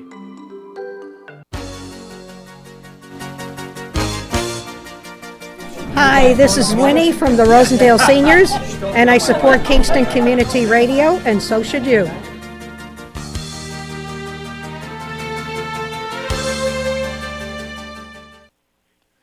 Rondout Savings Bank has a long history of serving local communities and maintaining a strong tradition of customer service excellence while providing each customer with the personal attention they deserve. Rondout Savings' approach to community banking puts you and the growth of your business in the front of everything they do. They're a different kind of bank and would like to tell you why, so please reach out to one of their expert business bankers for an appointment and let them show you what they can do for you. Rondout Savings Bank, always working for you and the community with branches in Kingston, West Hurley, and Hyde Park. Also online at rondoutbank.com. Equal housing lender, member FDIC. Thank you, Lawrence, and welcome back, listeners who have been with us here this morning on this Wednesday morning. Those just joining us, welcome. 331-9255 is our call-in number. We just haven't had a caller yet. We just had a very active past You got Neil on the line, though. Now we've got Neil Smoller. Good morning, Neil. Good morning, fellas. How was it going over there? Going really well, but long time no see. We haven't seen you. I've been living out of a van down by the river, with sharps and dirty needles all covering the seats of the car. That's where I've been. Good for you, man. I do be sarcastic, but you've been you're on a college tour now. Yes. So Roadshow Part 3. We're going back to school. So I went to Bard, Skidmore College, Manhattanville, the Culinary Institute, and I'm trying to get Manhattan College, which is different than Manhattanville. I didn't know that. Down in the Bronx to have a big clinic, but they're having a tough time getting numbers. You know, where we are right now in this whole thing, and I've never seen this before, the supply and demand just kind of like light switch flips. One week everybody was clawing and scratching for it, and the next week I can't give these doses away. And the state kept sending me stuff, so I've got a lot that we're trying to get rid of, and we have ideas of what we're going to do. But in order for me to, because I've been doing 2 days a week, these big clinics, and that's a lot, getting ready for it, executing it, and then the aftermath. And over the past 10 days, I've had 10 days in a row of clinics. And so it's just nonstop, up at 4 in the morning, driving an hour or two to get to these colleges or schools, and then doing the clinic and then coming home and then getting ready for the next day. So yesterday was my first quote unquote day off, and today is my first full day off. And I tell you, sleep feels great. Well, congratulations, and it's well deserved, buddy.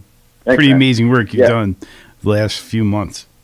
Yeah, it's been nuts. I don't we're think going to hit 20,000. We covered 20,000 doses given just this past week, and by the time this is over, once we get the second doses done next week, it'll be 30,000 doses that we've given. Wow, that's a monument. Yeah. Congratulations. Thanks, man. Yeah, it's amazing. Yeah. Really amazing. So we're hearing, Neil, and I mentioned it early on the radio show. County Exec Pat Ryan had mentioned either yesterday or the day before about this reluctancy with individuals, adults, getting vaccinated. And correct me if I'm wrong, and I asked Fred to do the same thing, but I believe the percentage that has been out there for some time to reach herd immunity is 75 to 80%. Right now, just over 50% of Ulster County residents have had at least one shot. What do you think is going to be, what has to happen to get more people comfortable, not have the hesitancy before one of these variants comes to the forefront, where the vaccine is not effective or not as effective that they've been proven to show with these with the current variants? I would wish you good luck. I think that there's nothing that we can do, to be quite honest with you. I think that this is why we have a flu epidemic every year, right? This is why the flu ravages senior communities. We've got a 50% acceptance for that. And if you go based on the eligible population, because we really shouldn't be counting kids in this number, because I know it's all based on the total population. But, if you take the kids out, I think we're closer to 60% immunized in Ulster County. Okay. And that's great, and so to get to, say, 75%, I think it's probably 20,000 adults, that we need to kind of touch. And in that 20,000, you have a group of folks that want more time. They want to do more research. They want to make sure that nothing goes wrong. And I have, conversation points for that. And then you have the straight up, I'm never getting this vaccine population, right? And so that whole group is going to be very difficult to kind of break through, right? And because this is the most scrutinized, under a microscope medical intervention that we've ever had in the history of humanity, really, right? So just the vaccine trial, having 30,000 people in one vaccine, because there was 7 candidates, right? There was 1 billion different, and all of the results were the same across all the different demographics, all the different geography. 30,000 people is 7 or 8 times what our normal vaccine studies are, right? And the results, 90% effective, 100% effective in different groups, right? And now we've given 213 million doses in this country, and we've seen what the actual problems are, and we've got data now and know what happens and all of this stuff. And you're still on the fence, you're not going to come off that fence, Yeah. And because, you're just making excuses. And with any vaccine, I tell folks, because we deal with vaccine hesitancy a lot. That's actually a big portion of my fall, is getting people to get their flu shots. You're either deathly afraid of needles, you have an allergy, or you're an adult and you just don't want to. Those are my 3 legitimate reasons to not get a vaccine, right? But if your I don't want to is based on any other misinformation or anything else besides those 3 things, it's probably propaganda, a lie, misinformation. You should not be making your decision based on that. But how do we get that message out en masse? You don't, because you can go blue in the face, and these people aren't going to take this. This is too new. This is too raw of a thing. So I think that and then we're talking about the micro spread. We're talking about Ulster County, New York, even this country. The whole entire globe has inequity in in this, right? And South America is like a stew that's just grossness, and they're not addressing it. India, right? So right now there's 2,000 deaths a day that are being reported around this, right? So we have all these countries that have no vaccine, and these variants are getting stronger and stronger, right? And so what ends up happening is that this is something that sticks with us forever, and this is what we were talking about early on, how this is going to become endemic, where in the southern hemisphere, some variant is born, and then and during their winter, and then during our winter, the next season, it spreads to us, right? And then we're going to have to be dealing with this for a long time. So boosters and annual shots are going to be a part of life, and that's where the reality is. Like, we should get a vaccine. We should protect ourselves. Look at what we've done already to decrease the sickness and all of this stuff, but we're in this tough situation because of the inequity of the distribution and the hesitancy. And we live in a country where folks are just selfish, and they just want to do what they want to do, so. Yeah, I think the decision with, no, I don't think, because the percentage numbers clearly went up just after it, with putting the pause on the Johnson & Johnson vaccine has led to more hesitancy or folks coming right out, plain simple, saying, no, I'm not going to get this. I'm not going to risk a blood clot. But when you put into perspective, as I did earlier, that there were 6 cases out of 6.85 million, so the likelihood was greater than 1 in a million, and yet your chance of getting struck by lightning is 1 in 500,000. Right. Yeah, and so it's actually even more complicated than that, because I would say if it's 10,000 people out of 8 million get blood clots, it's still worth it, because what's the chance that 8 million people in the population would catch COVID if there were no vaccine, right? And so even when we have the it's not like Johnson & Johnson is our only option.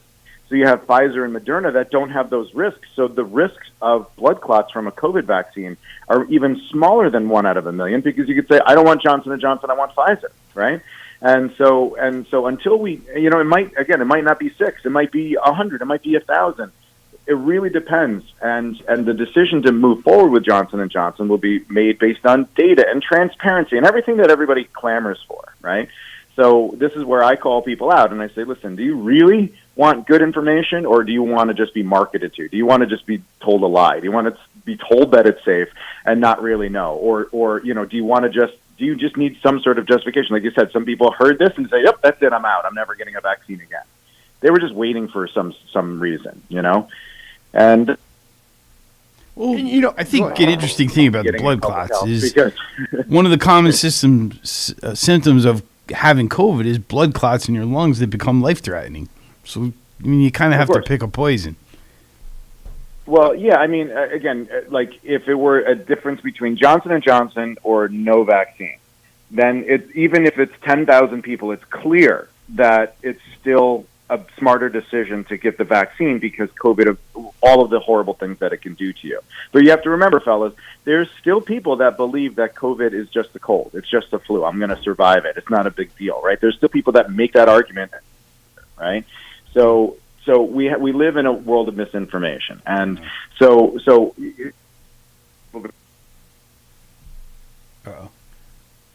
we lost you there.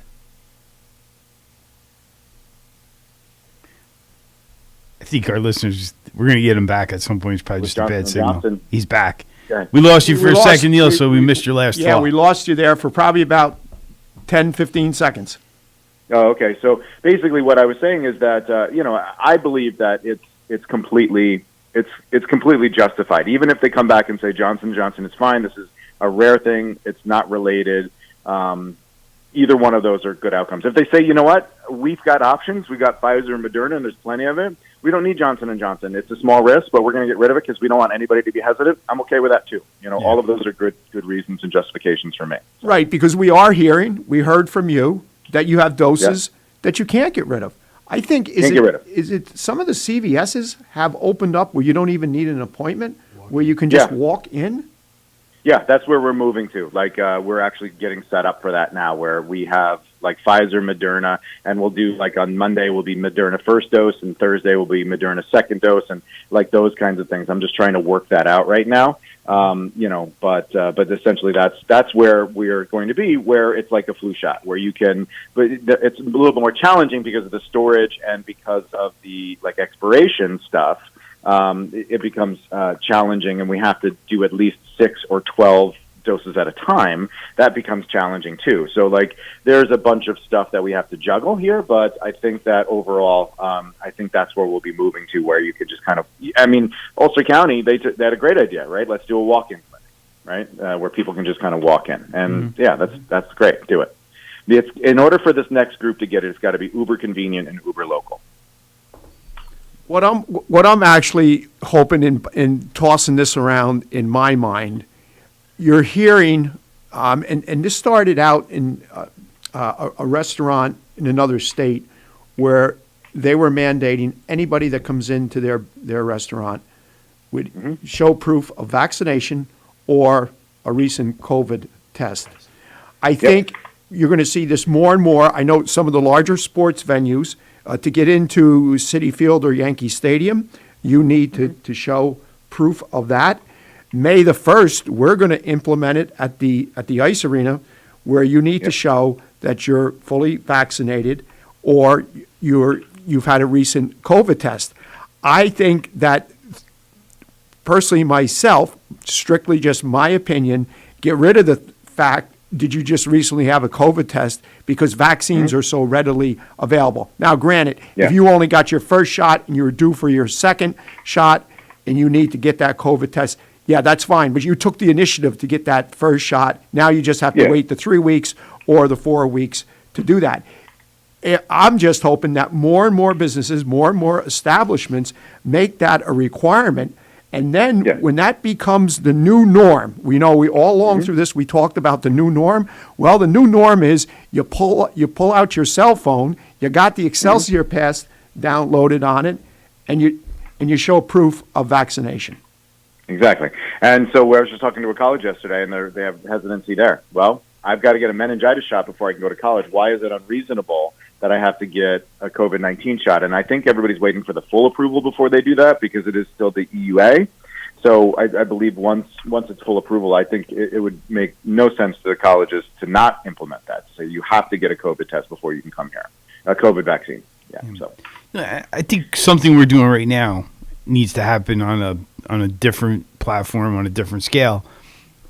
We are so much better off because of vaccinations since the 40s. We don't suffer from polio. We don't suffer from smallpox. There's all these amazing benefits that we've experienced because vaccines have made our health significantly better. And I think that has been lost. There's been those questions about relationships between preservatives in vaccines and potentially autism, even though there's not clear science about that. I think that has influenced a generation of people's thinking about vaccines and how important they are. Yeah, it's all propaganda. It's all misinformation. So we have a group of people that want to make money from one thing, and we have a group of people that want to make money from another thing. And then in the middle is the best decisions that we can make for ourselves. And we live in the internet world. I mean, if anything is the common denominator here, it's like we're not smart enough for the internet. Our brains aren't really made or wired for this. Nobody knows how to do real research. Everybody fools themselves and believes that they're acting autonomously, but they're making decisions based on the propaganda of the information source of the day, right? And so it's silly, and we say all the time, like how they talked about the meme is like with zombie movies, right? Nobody would run back into the thing, or the government wouldn't ignore, groups of people wouldn't ignore all of the warning signs, right? And so like we literally are here, right? We the reason people are less likely to get a flu shot is because they haven't seen polio. But now we're here and we've seen COVID like with our own eyes, and people still don't want to get it. So really, this world that we live in, where folks are so tied to they've tied their belief system into science. It's really, really changed the landscape and made it very challenging. And so it's like I said at the start of this, good luck. It's a very, very difficult. That's very pessimistic for a young person. But yeah, I mean, unfortunately, because I've been I've been in it, and I have, through my work, I've definitely increased the vaccination acceptance. And we have I have a national fan base with my online stuff, right? And so I've gotten, hundreds of email every flu season. I never got a flu shot, but I read your article, and now I did, right? So I've done that, and I know it's possible, and I don't think it's smart to give up on folks. I'm just saying it's really, really difficult. It's like hand-holding, hand-to-hand combat. It is a very difficult, where we just set up shop in Best Buy and did 3,000 shots in a day. It's very different with these other folks that are hesitant. It's a lot of conversation and education and almost cult deprogramming at times because of what it is, right? So, we're touching on something that's kind of a pet peeve of mine in national dialogue. I'm older than you are a little bit, but I remember clearly being at the grocery store with my mom, and there would be all these tabloid magazines, and they presented themselves as news, but it was absurd things. Celebrities at the time having alien babies and all these crazy things. You kind of looked at it and knew that it was entertainment. The internet has changed that. We have those same things that are presented as factual news, and that's dangerous and disturbing all the way across the board. Of course, yeah. I mean, to not be able to tell the difference between a factual reporting and an editorial. When I write my articles about supplements and health advice, I don't put references, because if I put references in there, it gives it the air of being not editorial. But I'm very clear. I am editorializing. This is my story about how I see the world, right? Mm-hmm. And so I try to differentiate that. But most people don't have that integrity, right? And they kind of combine the two. And so it's not about what happened in whatever country across the world. It's how you're supposed to react to it and feel about it. And again, we've talked about all of the different places that we've been and come to in this world. It's clear that there are influences that are bigger than most of us to try to manipulate us into a situation of where we are right now. This is exactly where we're supposed to be based on how everything's been moving, and it's difficult. Folks need to. We need to go to kindergarten and start teaching this stuff. Yeah. But it's like I said, it's good luck. So I have empathy for these folks. I understand what they're trying to feel. They're trying to feel like I want to make the best decision for myself, but I argue that there's hypocrisy in their decision making, and that's not a bad thing. It's not their fault, because the system is set up like this. Is a systemic problem. So let me help you kind of navigate, right? And so when it comes to vaccine hesitancy, I think Mr. Ryan, I think it would be good, because he can't say the shit I can say. It might be good for him to put me in front of a couple groups and let me have at them, because I think that I can say things in a certain way that he can't, just like I could provide vaccines in a way that they can't, right? They have very strict rules, and I can do what other pharmacists are doing, the mass scale fast stuff, right? So yeah, I mean, I can help address hesitancy, certainly, if I can get the exposure, so. I'm grateful that you've used your platform the way you have. You've certainly made a difference in the Hudson Valley, and now that your efforts have expanded, you're doing it in other places. So it was my God. It was an honor to be part of it for a little bit. Oh yeah, I can't wait to take a nap, man. We planned a vacation July 4th, that week. I'm getting out of here. It's going to be awesome. So I think it's been great. This is career defining, and of course, as we've talked about, full circle for me, being a 14-year-old kid from Saugerties and Key Club and learning community service is so important, and being a Boy Scout in town and doing everything, and then being able to do what we did for the seniors in Saugerties, and then the teenagers, right? So then the parents are set. And as soon as that 12 to 15 is approved for Pfizer, I've already got Saugerties High School teed up. I've already got Onteora. I've already got Newburgh. I've already got Marlboro, all ready to go, so we can immunize 12 to 17 to get the whole entire high school, junior and senior high, immunized. So we're ready for that last act. How soon out? Kind of what I'm waiting for. You getting any indications how soon out that approval is going to come for the 12 to 15s? Soon. I'm ordering not from the state anymore. I'm just using our federal partner program with the CDC. And I keep telling them, I'm like, just keep 1 or 2 trays, which is like 2,300 doses of Pfizer, just ready for me. Just keep them ready for me. I'll tell you no or yes, and as soon as that comes through, we'll have those doses in our store, and we'll have clinics like 1, 2, 3, 4, like 4 days in a row, and just get it all done. Because that's what happened with the 16, 17-year-olds. Is the day it became available was the day of our clinic, and we immunized like 1,500 16 and 17-year-olds in Ulster County. That the next day. So it was great. Amazing. I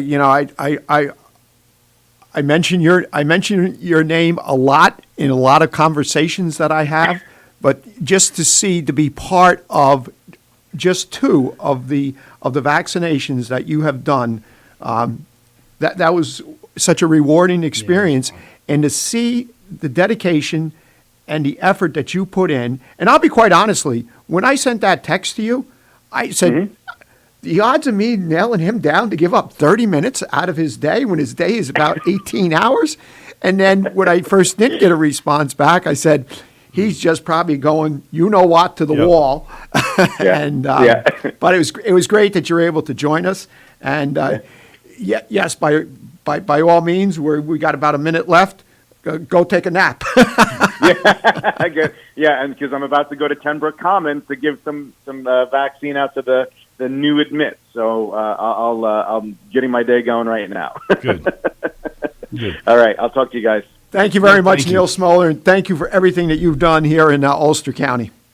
Happy to do it. Thank you. Thank you, listeners, and that just about wraps things up for another Wednesday. Thank you, Fred Costello, Supervisor, Town of Saugerties, Lawrence Maxwell. Thank you, and most importantly, listeners, thank you. We didn't get a call from George today. That makes me a little nervous. Oh, we did not. No. We didn't get many calls today. No, or Mrs. R. Yeah, Mrs. R. I guess maybe we did a good job and we answered their questions, their concerns. But now, we'll see real quick before we sign off, I did a little drive-around test yesterday. Just in case, I know all listeners are listening right now. You should be listening on 92.5 FM. You can hear it as clear as day in New Paltz. I was up past El Rancho yesterday in West Saugerties, going up that road towards Palinville. You can hear it fine. Yes. So 92.5 FM is what everybody should be listening to. 9:20 AM is very scratchy. I'm not saying Pamela doesn't take care of their equipment, but the 92.5 FM is on our tower. The Maxwell Tower. Oh, so it works as clear as day, and I take care of that site. So everyone should be listening. I did a little test run yesterday. I drove around. Now, going south, after you get past New Paltz, it's pretty hard. But I know Tony Marmo once drove up past Coxsackie. You can hear it almost between Catskill and Coxsackie. It fades out. It's only a 250-watt amplifier. You do lose it when you go through like that rock cut, but after you come out of that... Right, you'll hear it again. Right, you'll hear it technically, again. Yeah, technically, it's got to be like a line of sight thing. So everyone that's listening, please listen to us on 92.5 FM, and it'll be much clearer and much louder. Right. Everyone have a great day. We'll be back tomorrow.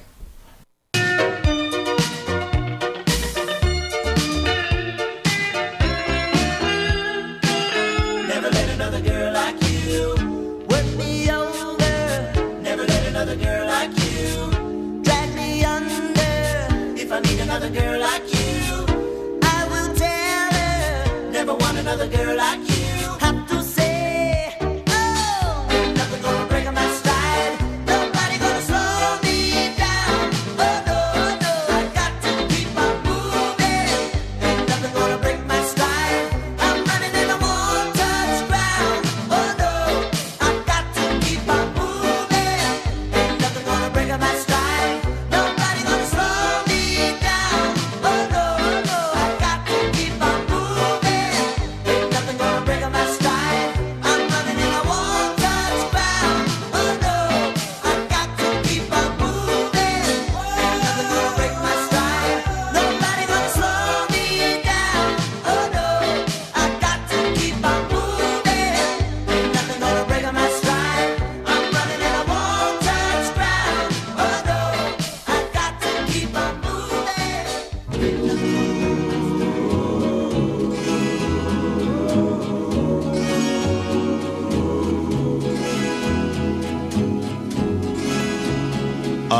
I've often walked down this street before, but the pavement always stayed beneath my feet before.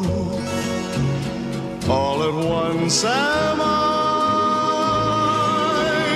several stories high, knowing I'm on the street where you live.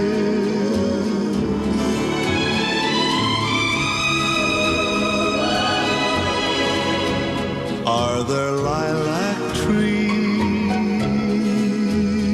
in the heart of town?